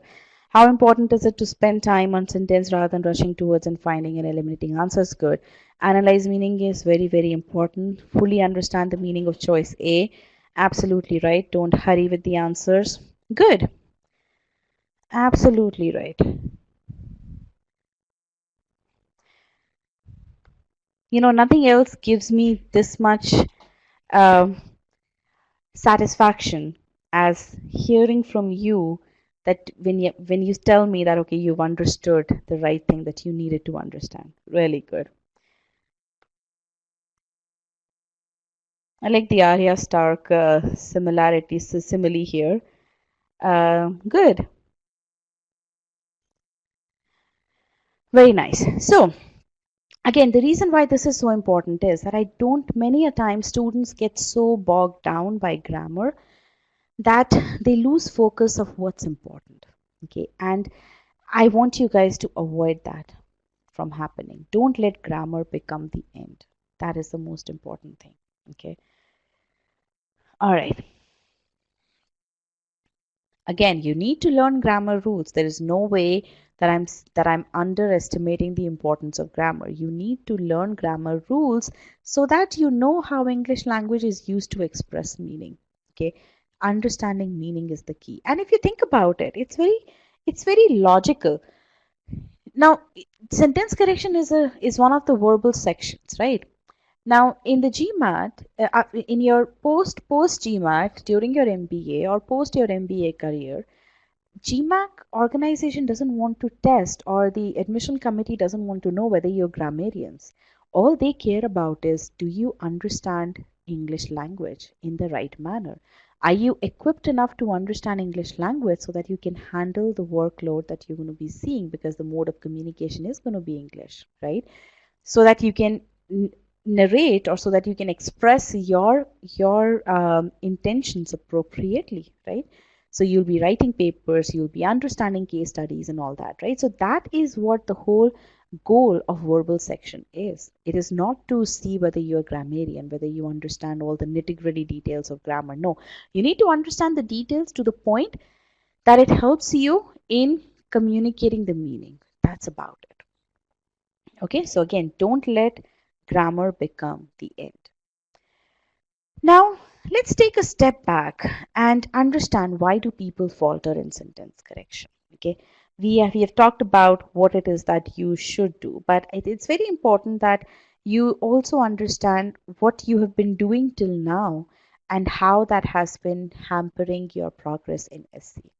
So I'm going to walk you through a thought process here, and I want you to listen to that intently and then tell me how many of you can associate with that thought process. Okay? So, you don't spend enough time on choice A to understand the meaning, which means that you don't have a solid basis for finding the correct answer. You start looking at choices to find clues. How many of you look at answer choices to find clues as to what could be wrong in choice A, or what could be correct in the correct answer choice? I want you to stop doing that altogether. Do not look into the answer choices to find clues for what is correct and what is incorrect. Okay, that needs to stop from today onwards. What ends up happening is you end up doing significant back and forth amongst answer choices. You get confused. You make mistakes that could have very well been avoided. Okay, and this is what leads to a lot of frustration.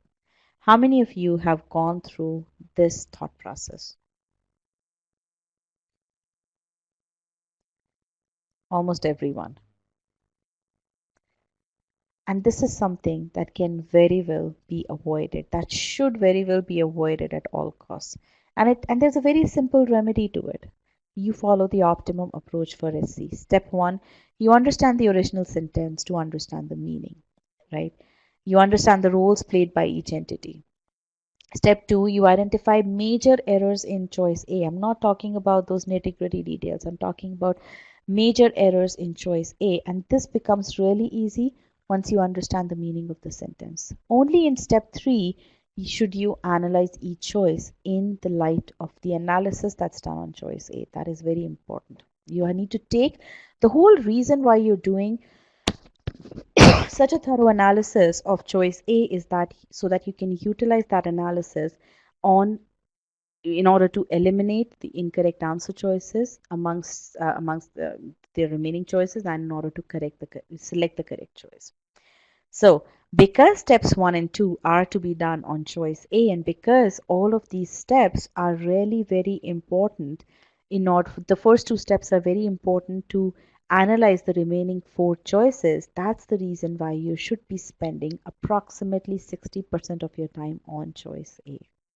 So really, the amount of work that you're doing on choice A is going to help you. That exercise is going to help you in the analysis of the remaining four choices.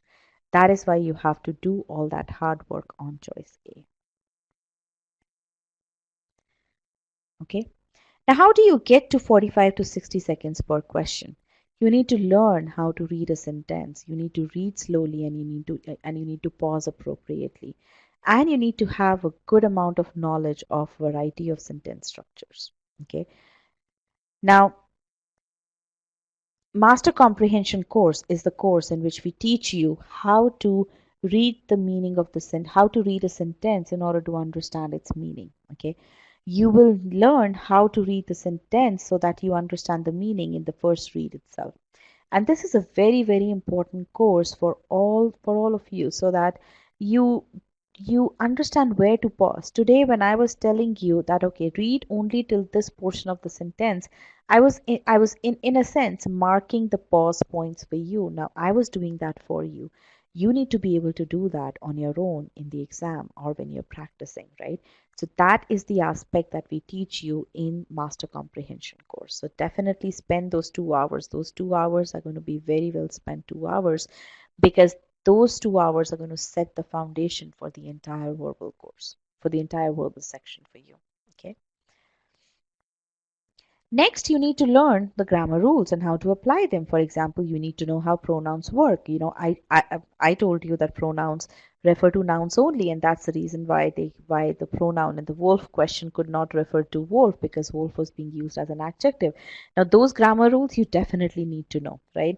You need to know the acceptable uses of verb ing as verbs, adjectives, and nouns. You need to know when to use like and when to use as, right? Likewise, you need to know about logically parallel lists. So these plus a whole lot more grammar rules are something that you need to know for sure, right? And for that, you have your sentence correction course. Okay. So again, we'll give you a detailed study plan after we talk about this question. And this is the last question of this session. So let's go ahead and do that. Now, what I'm going to do is the same exercise. I'm going to hide the answer choices till you read um, till you don't completely read your choice A. So let me just get the poll. Question 4. Okay. Click on no here.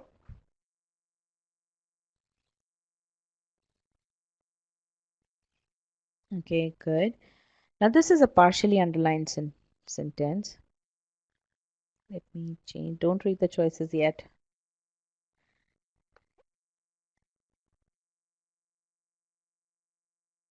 Okay.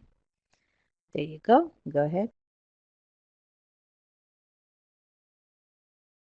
Now click on yes after you are done reading choice A completely.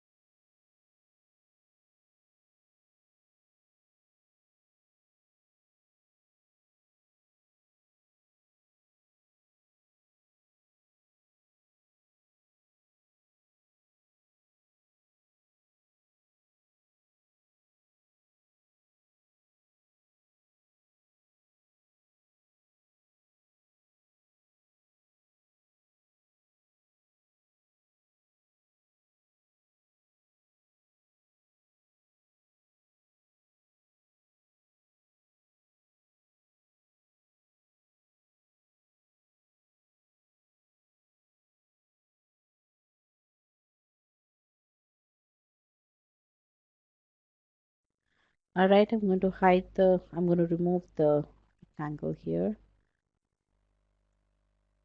Okay.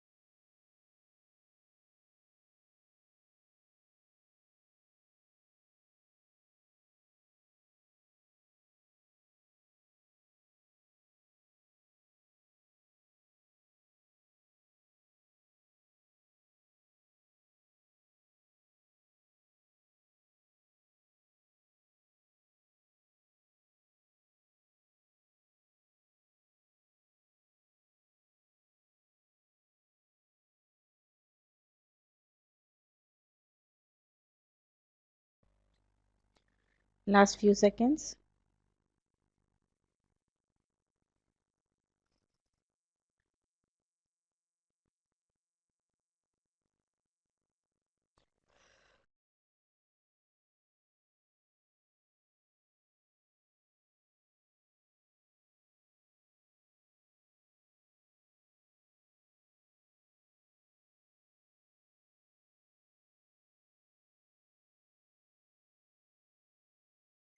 All right, I'm going to end the poll now. So this is by far the most difficult question of the session. Again, last question, the most difficult one. About 45% of the class got this question right, choice C. The next popular choice was choice D, about 25% of the class, and then choice A was about 20%. Okay, so let's go through this question first. First of all, tell me what is it that you understand from this sentence? What is the overall idea that you have from this sentence?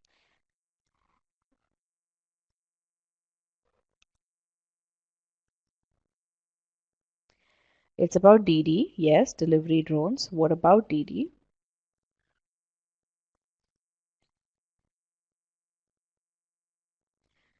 Merits and demerits of DD, absolutely right. Pros and cons.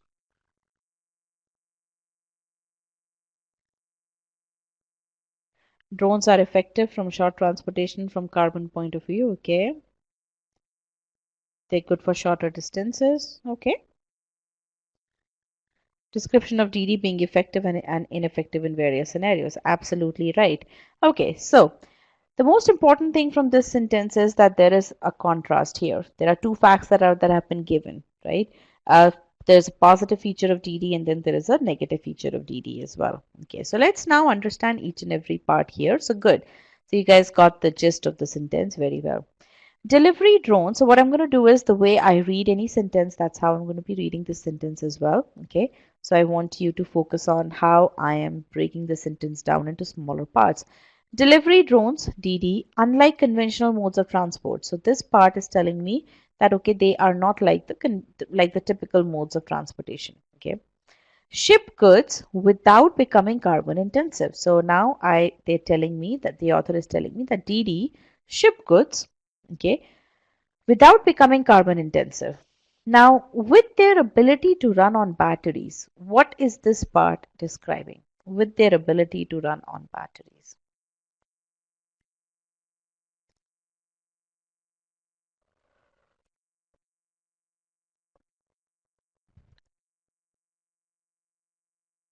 That's why they are not carbon intensive. Absolutely right. Now, because they run on batteries, that's the reason why they are not carbon intensive. Absolutely right. So it's giving the reason why they are not carbon intensive. Okay. efficiently covering short distances. Now, this is basically saying they ship goods without becoming carbon intensive, efficiently covering short distances. That's really giving me the outcome of the preceding action. Okay, that they end up efficiently covering short distances. However, this now brings the contrast here. However, their inability to cover long distances. Now, because they are not able to cover long distances, this may hinder their popularity in transportation industry. So this may get in the way of their popularity in the transportation industry. So really, there are two facts, both are contrasting. The first fact states that they give a less they leave a less carbon footprint, they're efficient for short distances. The second fact says that because they cannot cover long distances, they may not get popular. Okay, now one thing that I want you guys to notice is that even though only a small part of the sentence was underlined, when I read choice A, I read it completely. I did not prioritize the underlined portion over the non-underlined portion. I did not do that. So step one, understanding the meaning, should be done on the complete sentence regardless of how much of the sentence has been underlined. And this holds true for even if only a single word is underlined. In fact, this becomes even more important when even just a single word is underlined, because the entire context of the sentence basically governs what that single word should be or should not be. Okay, so again, the key thing being, regardless of the length of the sentence, understand the entire sentence, forget about the underlined portion, just focus on the entire sentence as a whole and break it down into smaller parts. Apply the strategic pausing method. Okay, now in step 2, when you have smaller portion of sentence underlined, that's when you prioritize underlined portion, but you don't lose sight of the rest of the sentence, because really the meaning comes from the entire sentence. Okay, but here you know that the rest of the sentence will be correct grammatically. Okay, now in this case, ship goods without becoming carbon intensive, there is no problem here. Ship is the correct verb, is a correct verb for the noun.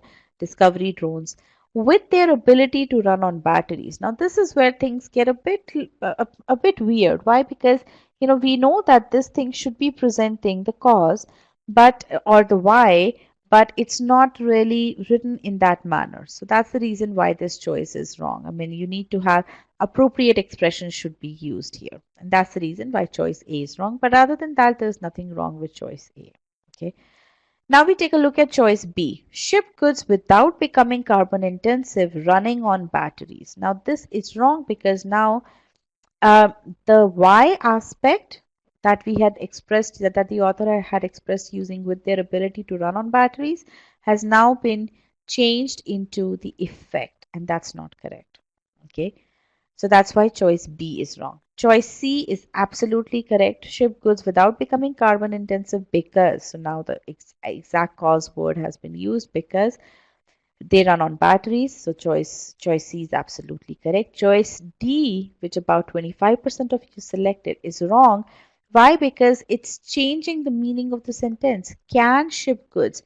Now the author is not saying that these things have the ability. He's saying that these DDs actually do ship goods. Okay, that's a fact. And this choice D, distorts that information. It says that it has the ability to ship goods, and that's not correct. Okay, as they run on batteries, the causal word is absolutely fine. To efficiently cover. Here the word to distorts the meaning. Why? Because to no longer, I mean, there was no intention stated in the original choice. Okay, they don't run on batteries so that they can efficiently cover short distances. No, that is not correct, right? So that's why choice D is wrong. Choice E is wrong for the same reason. Again, may is wrong. Okay. Again, covering is little weird. Due to is wrong. Okay. So overall, we've been able to eliminate all the choices except for the correct choice, and we know why the correct choice is correct, and we know why all the incorrect choices are incorrect. All right.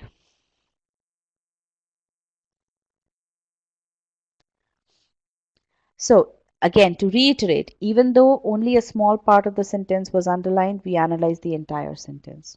Okay. Because we understood the roles played by the entities, the error analysis went really smoothly. And we took our learnings, what we learned from steps 1 and 2, and we used those learnings to analyze the remaining choices. Okay.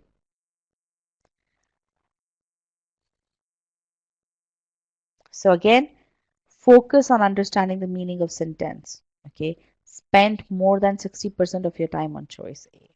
Understand the roles played by each entity. Again, I know I'm repeating myself, but the more I repeat myself today, the more it's going to be ingrained in your mind so that you incorporate all these in your study plan. Okay. Even if only a small portion of the sentence is underlined, understand the entire sentence. And remember, grammar is just the means to the end being understanding the meaning. Okay. Now, last, what we're going to do is we're going to give you the plan of action. How do you get to 90 percentile ability? Okay. There are three things that you need to master in order to get there. First is you need to learn how to read effectively. The second is you need to master all of grammar. Okay. And for that, we have the sentence correction course. Third, you have to evaluate and iterate. Learning is not a singular process. You need to always get feedback, incorporate feedback into your system, evaluate yourself, and then move forward. Okay, evaluation and iteration is a very, very important key, and that's done through Scholaranium. So as you can see, we have specialized tools for each and every purpose here. So let's first see how we can learn to read effectively. The Master Comprehension course teaches you how to read these long sentences. We start with building blocks of a sentence and then we go on to explain how to form long sentences. And these help you to easily reconstruct and understand the purpose of each part when you see a long sentence in that choice A. We teach you how someone takes a short sentence and converts those short sentences into a long sentence. Okay. Now the next we teach you pause points, right? As I told you, you have to understand where to pause. So we teach you those things, right? So that you spend your time properly in comprehending. And we call these strategic points as pause points. Now again, this is no trick. We are simply telling you how long sentences are constructed. And it's not just impactful for non-natives, that is people who have not studied in US, Canada, or Australia. This technique or this course helps natives become more purposeful readers.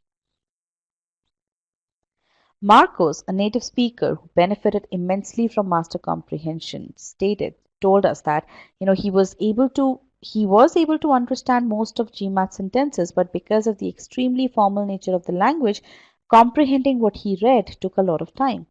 Once he went through the master comprehension course, he understood the roles played by each snippet of the sentence, experiencing an amazing improvement in his reading speed. And this improvement had a huge impact on his SC and RC ability.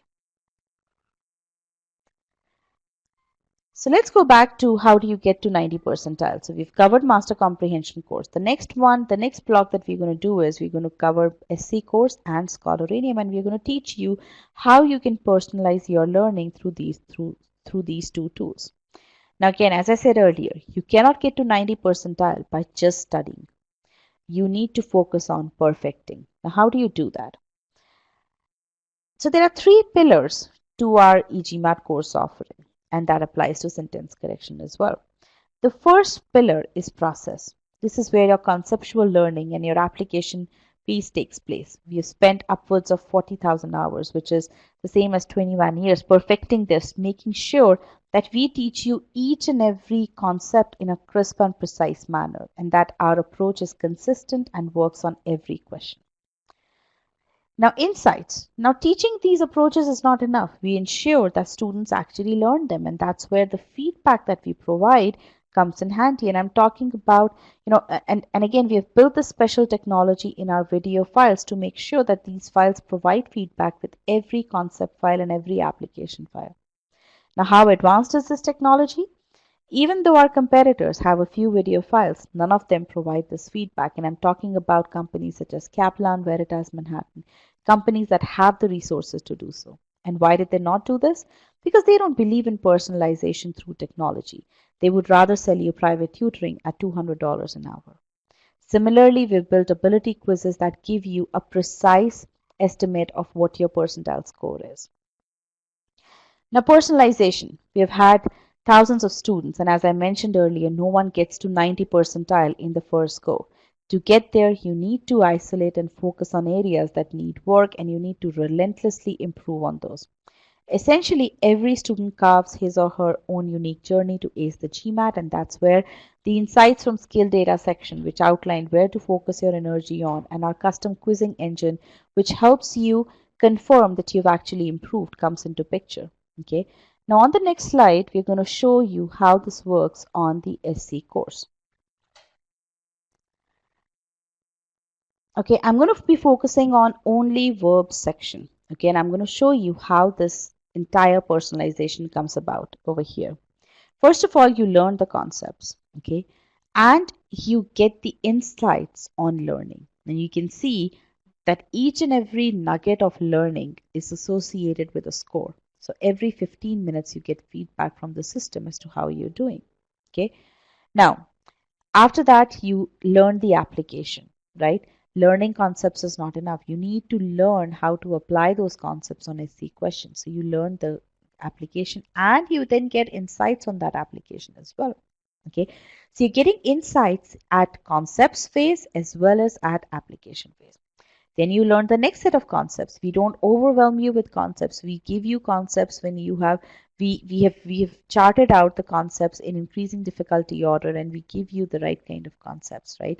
You want to first make sure that you've learned the basics before we give you the high level concepts. Again, once you learn the next level of concepts, you learn the application and then you get those insights on application. Okay. Now, let's look at how the student can achieve perfection by utilizing the insights from this architecture. Now, quite clearly, this student has a problem.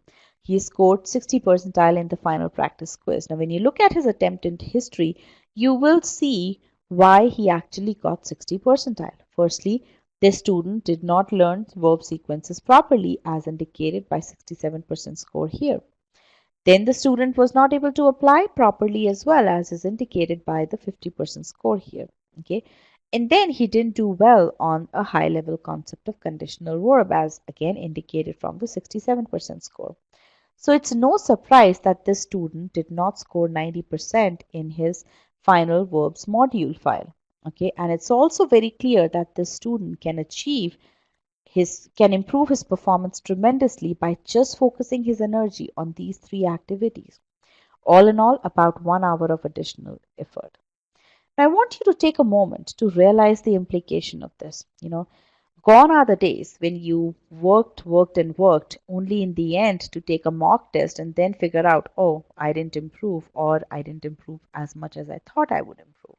So your learning is no longer a black box. It is a very, very straightforward system that gives you feedback every step of the way. Every 15 minutes you get feedback and you know how to incorporate that feedback in order to implement the corrective action. Okay. So by focusing on these aspects, the student can improve from 60 percentile ability to 90 percentile ability in verb tenses in just an hour. Now at this time, let's take up the story of Ria. Ria thought that her SC was very good, but she faltered big time in her first attempt. Okay. Then she purchased Verbal online and she did SC course diligently. She looked at her data in the dashboard in Scholaranium and she focused on certain areas and was finally able to score 99 percentile in SC. Now, this is one of the many examples of students who go from nowhere to acing GMAT SC as well as other sections on GMAT Verbal. While their starting points are different, they take different times to prepare, but the thing that is common amongst everyone is that they apply the methods that are taught in the course and they leverage Scholaranium data to isolate areas of weakness and they work on fixing those weaknesses. So to end, I would say that yes, putting an effort to ace GMAT requires sacrifices, but these sacrifices take us to the next level in our life, just as they did for Nishant or for Mansi, who got admits from Harvard, Stanford, Wharton, or for Samya, or for Ria. So again, You cannot get to 90 percentile by just studying. Rather, you need to focus on perfecting and perfecting with the methods that we have taught you. Okay?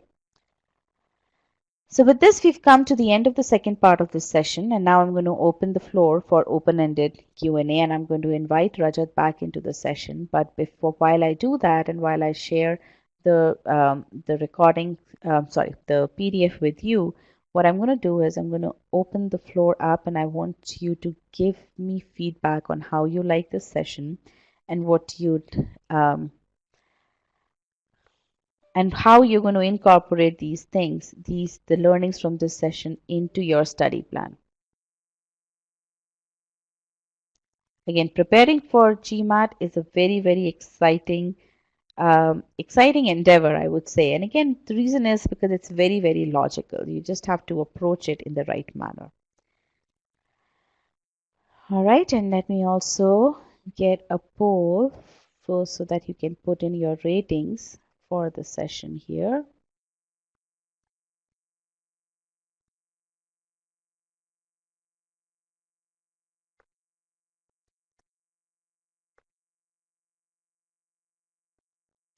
All right, so give me a couple of seconds while I request Rajat to join back the session.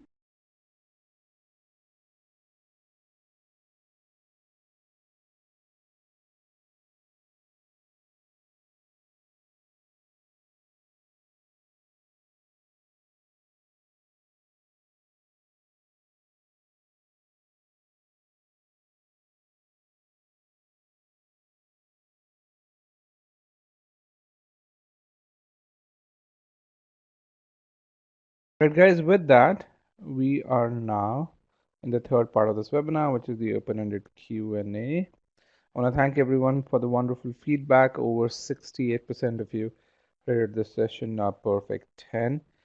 I would appreciate if we could get a few more folks to rate the session. We've only had about 47 ratings.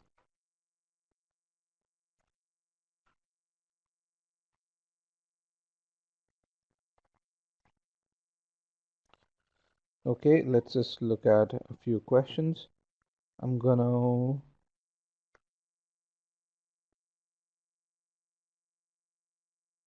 look at this. What's the fee of verbal only access? If you want to just verbal, you can just go to our prices page. It's $249. And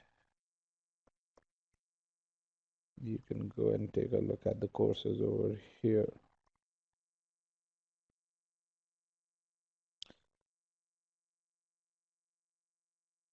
How to do the OG quiz? You have OG 2020. We do support OG 2020.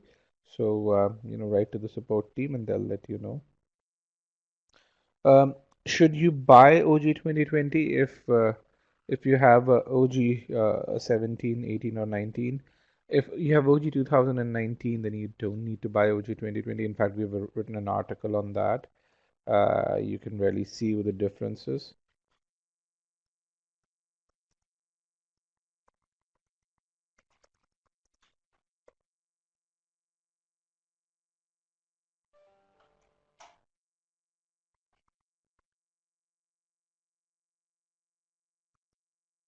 Here is the article.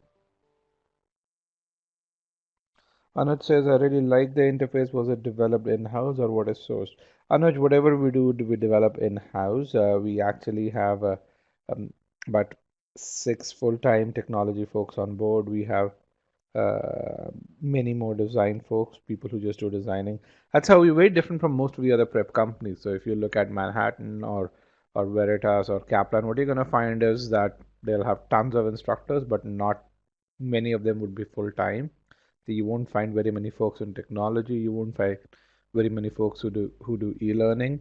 When you look at our team, what you're going to find is, people who build technology, people who do analytics, people who do e-learning, people who are full-time subject matter experts, and a dedicated customer success team. So again, because of this, we are able to do things with technology, with content that most other prep companies can't. We've actually built that culture of doing those things overall, and you can take a look at the team right now. Sham says, I currently work in an MNC and I'm confused on how to begin. The first thing you need to do is take a diagnostic, then create your study plan. Once you do that, um, the GMAT Planner, which we also call as a personal study planner, would tell you the sequence in which you should be attempting the course. There's a question which says, is it important to do master comprehension section before doing this section? How do you know whether you're spending too much time on question? Should you be taking notes on the GMAT pad while evaluating and understanding meaning of choice A? First of all, is it important to do master comprehension? Given the feedback that we have from our students, I'd say yes, it's very important. Master comprehension is a foundational course. It takes about 2 hours for you to do it well. But once you do it, the foundation that it provides helps you is your sentence correction, critical reasoning, reading comprehension. In fact, students even tell us that that helps with word problem questions in quant because again, it's about comprehension. So definitely, it's one of the highest ROI courses that we have. How do you know whether you're spending too much time on a question? Your data in Scholarinium will tell you, your data in the mocks will tell you, and so you by the time you've solved enough questions in Scholarinium on mocks, you would know a sense of the timing, and you would know when you're spending too much time on certain questions. Let me share some articles with you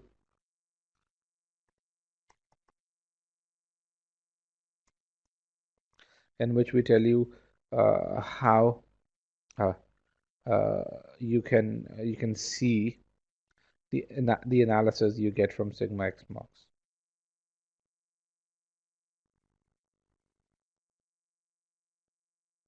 Should you be studying using the pad? Depends on whether you're in the early stages of studying or towards the last stage. Towards the last stages of studying, I definitely recommend using the pad. But if you're someone who's early on in your preparation or towards the mid of your preparation, I'd still use a pen and paper. I want to make sure that I focus on learning rather than mimicking the exam conditions. Once you've learned the concepts, you can then focus on mimicking the exam conditions overall.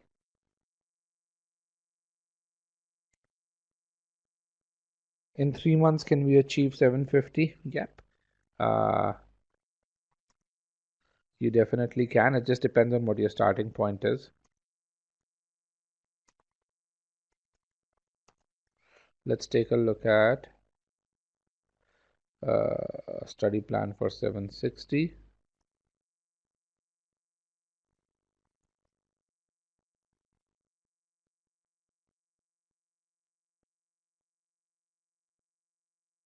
Do you get access to Scholar Name with the online course? Yes, you do.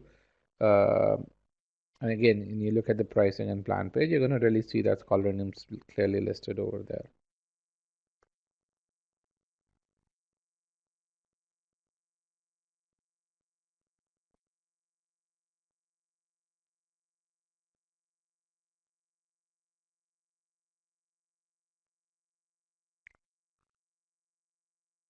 Do I need to purchase any other material apart from the ones available on e-GMAT like OGs as mentioned? No, just the official guide. You don't need to purchase anything else.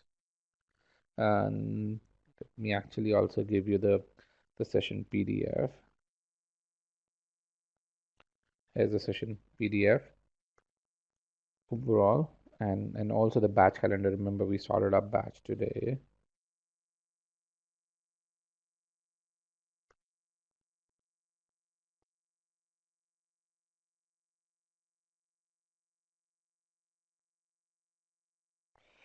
Okay, Ruchira says, are the questions called in the same difficulty level as the actual GMAT or slightly more? They're actually very, very close to the difficulty level on the actual GMAT. That's why Scholaranium is GMAT Club's highest rated assessment tool. The neat thing about this is you actually get to know the difficulty level. So you get to know uh, whether essentially a question is easy, medium, or hard. So you can assess your performance based on difficulty level, and it actually provides that as well.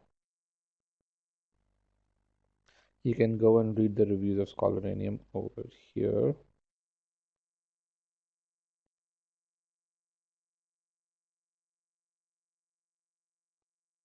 Rishi says the The live quant sessions are on the same time as the verbal. Yes, so we start a batch, we start a verbal and a quant batch together. So if you download the GMAT live prep calendar, you'll see a batch starting with verbal and finishing with verbal and then starting with quant, or a batch starting with quant and then going on to verbal. So we don't expect you to study both quant and verbal at the same time. We haven't seen working professionals being able to do that. Having said that, the beauty of an analytics driven course is that it allows you to focus your energy on your areas of weakness. So when you take a sigma x mock, you would really see where you need help and how much time you need to spend on each subsection to improve to your target GMAT score. So even though you have this verbal course which is 150 hours, many of you would really just need about 110 out of those 150 hours and may be able to transition to quant sooner. And because you have access to all the recordings as well as the live sessions, there's nothing stopping you from starting a batch right away. Also, these are the current batches, but we also have a few other batches running in parallel. So whenever you're ready to do quant, you can always let us know and we can tell you what's the current batch going that we have, because we start a batch every 2 weeks, or we start two batches every 2 weeks.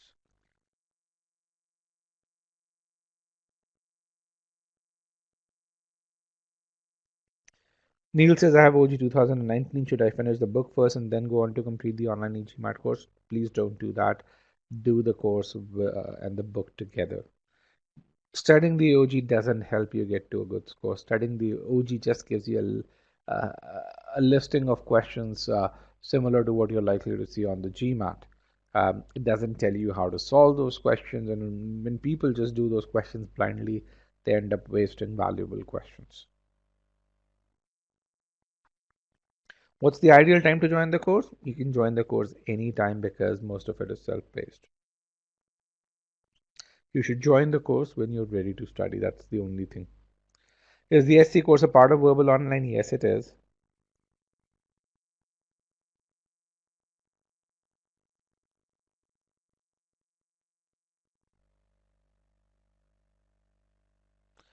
Even says I usually face problems and difficult questions when it comes to understanding the meaning. It usually happens that some minute details is missed and the question goes wrong. How to overcome that? Read slowly even. I mean, you really see a symptom. You have to figure out the cause. The symptom is that you're missing the minute details. The cause is you're reading too fast. You have to learn to modulate your reading speed such that those minute details are not missed.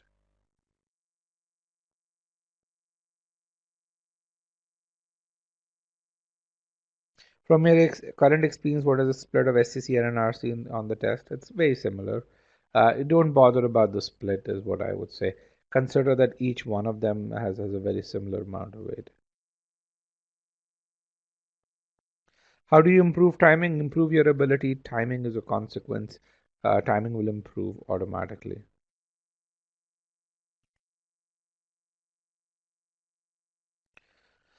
Rahul says, I have a verbal score of 20 and a quant score of 45. I want to know more about the +7 guarantee. Sure, you can really actually read over there.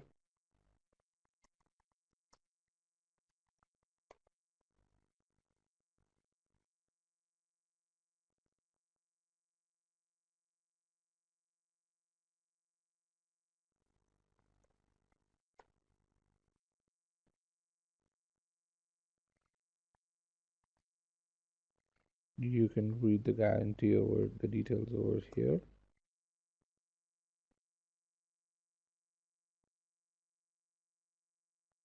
Kunali says, I'm in UAE. Will it hinder my study plans anyhow? No, with the online course, you should not. How to talk to someone for proper guidance for course enrollment and payment gateways? You can write to payal@e-gmat.com and someone will contact you and help you with that.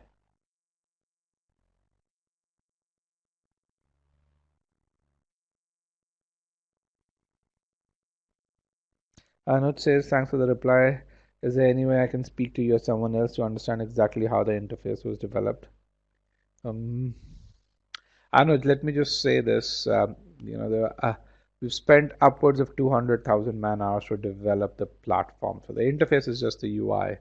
I mean, I can get you the PSD files and you can use the UI. But what goes on in the engine, our platform serves upwards of 25,000 hours of video every week or so. So just to scale that up, similarly, about 3 million questions get solved every month on the platform.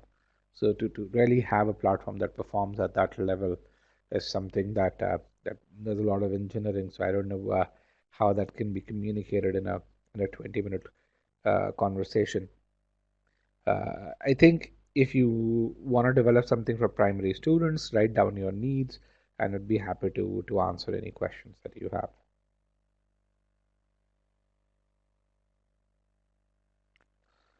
Madhukur says, how important is it to take a diagnostic test? I'm a first-time test taker and I don't have a baseline score. It's been more than a decade since I looked at math concepts. Madhukur, I think it is quite important to take a diagnostic test for a very simple reason that it will tell you how much effort you need. Actually, let me just take a step back. So a diagnostic test does a few things. First, it gives you an estimate of the kind of effort you need and where you need that effort. So it tells you that starting point. It's really, really important to know that starting point, because if you have to assess your progress, you know where you started from. The second thing that it tells you is it gives you a very realistic picture of how many hours you need to put in.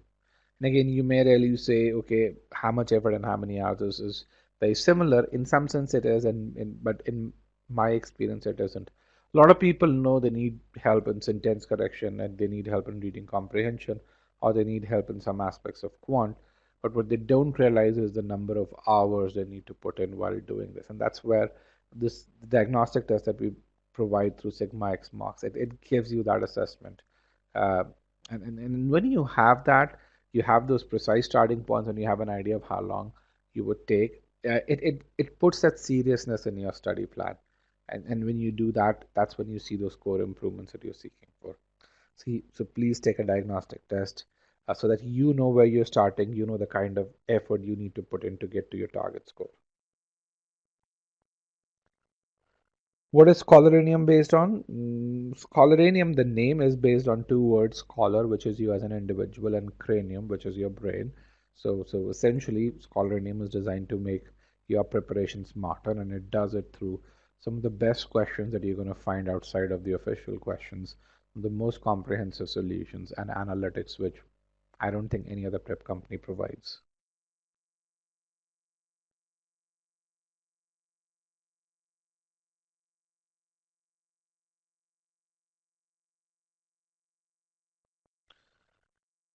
Rodrigo says, I'm 3 weeks away from my test break. Would you recommend to keep taking AC practice quizzes? I feel I could get confused with all that I know right now. Rodrigo, I don't know what your preparation level currently is, so I don't feel qualified to answer that question. Again, one of the things that you would, if you know me, you would really see me doing is that I don't like to be wrong.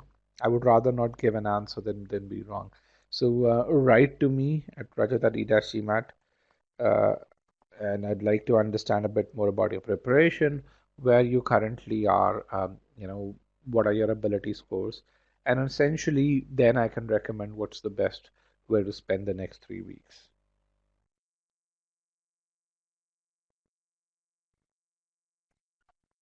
Is applying in fourth round okay? Well,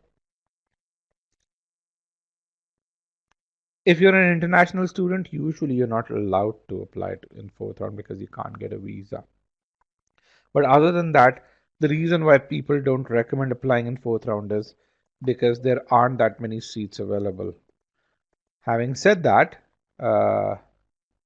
one thing that I would really tell you is that you know the few seats that are available, they they actually go to bright individuals. Here's an example of a student who got multiple full fellowships in third round. And again, the 720 guy, but good background. And once he improved to 720, he was able to get two full fellowships in R3. So by all means, if your school's allowing you to apply as an international student in R4, go ahead and do it. But be aware that some of your top schools may not have any vacancies available. Others may. And if you have a good enough score, then you may be in for a treat if you are amongst the best people who are applying in round 4.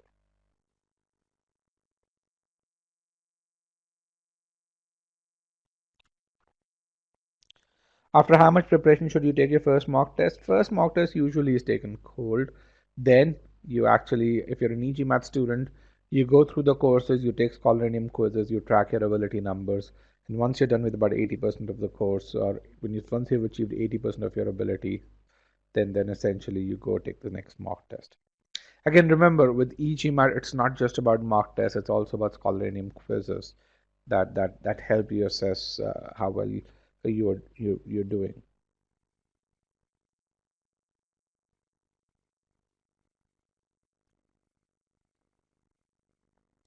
When do you suggest you schedule the one strategy session and two mock analysis session?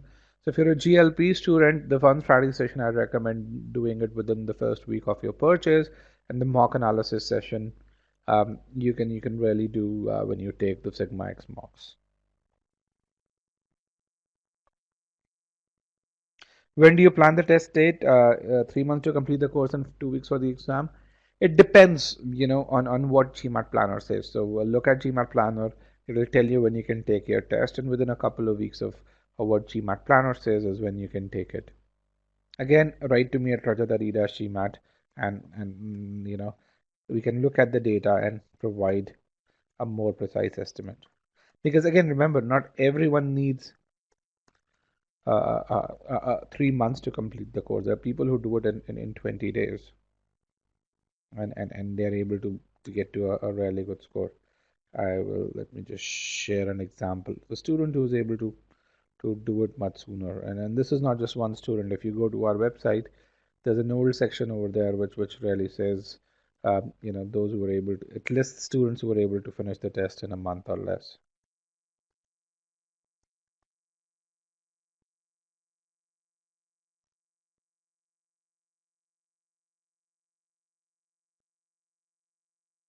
What's the diagnostic called in e-GMAT? It's called a Sigma X marks.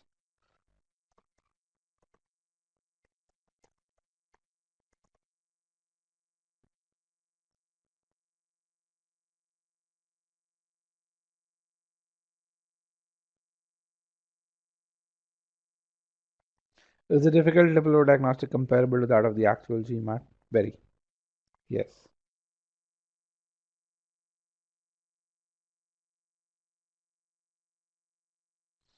Ramani says, I'm planning to do the GMAT by end of July.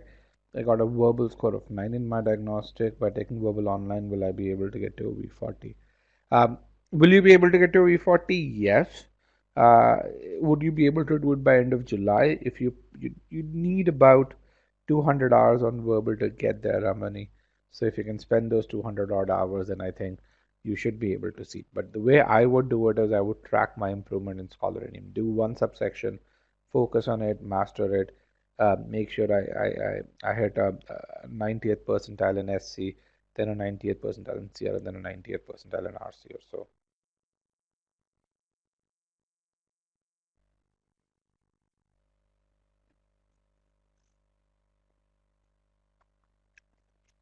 Kunali says, I have no official work experience. How good are my chances to get her to B grade schools? She's looking for Canadian schools.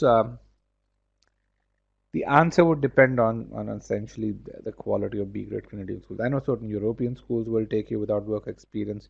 I don't know as much about Canadian schools, so it would depend on, and especially because you're talking about B grade Canadian schools. Um, my simple answer would be, work for at least a year and a half, and then apply. I mean, you're doing an MBA, and MBA is once in a lifetime kind of thing. So I would really uh, I would really, make sure I do it from a good school.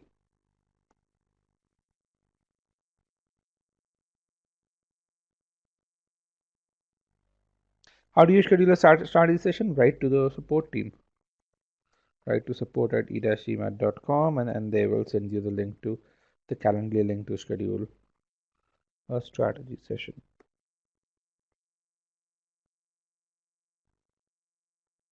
Army background rated at top B schools are really well rated. I mean, Army background means that you guys have leadership experience. You've been through some of the toughest leadership challenges, so they're rated very, very highly.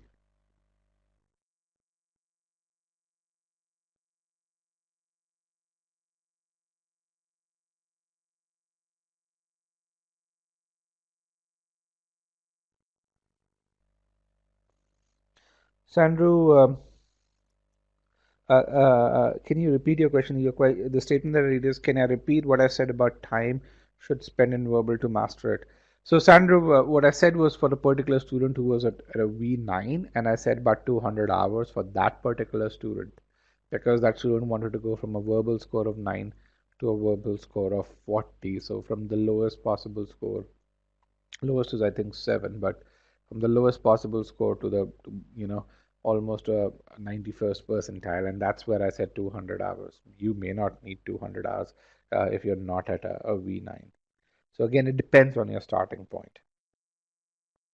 How did you build SC without such a customized app? We actually use some open source components to build the first iteration of SC course in 2010. We had the vision for where we are today, uh, and yeah. So we built the SC course with that vision in mind. The technology platform could provide what it provided at that time, so we had to make certain compromises. But as the course became popular, so even with those compromises, the course was way better than what any book offered at that time. And it allows us to make some money and it allowed us to invest that money back into the platform and build our own platform. We currently spend about 27 hours a month on research and development and enhancing the technology platform, making it more and more robust, making it more and more fast, adding features to it.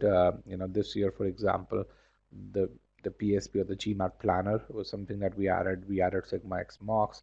We added Scholarium Platinum, which is a huge enhancement to our Scholarium current Scholarium. We also added official mocks with GMAT Live Prep, and we added the one-on-one consultation. If you think about, we're still in the 5th month.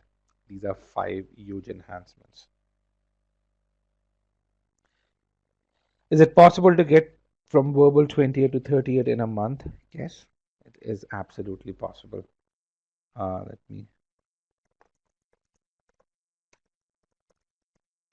me actually send some 1 month study plans to you. Again, you can use this as a template. You'll also see some success stories of people who've actually done it in a month. With that, guys, I want to thank everyone for joining me today.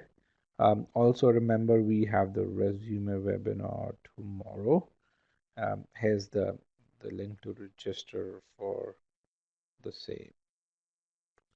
Also, we have the reading comprehension webinar next Saturday. You can click on register on the resume webinar over here, as well as the reading comprehension webinar next week.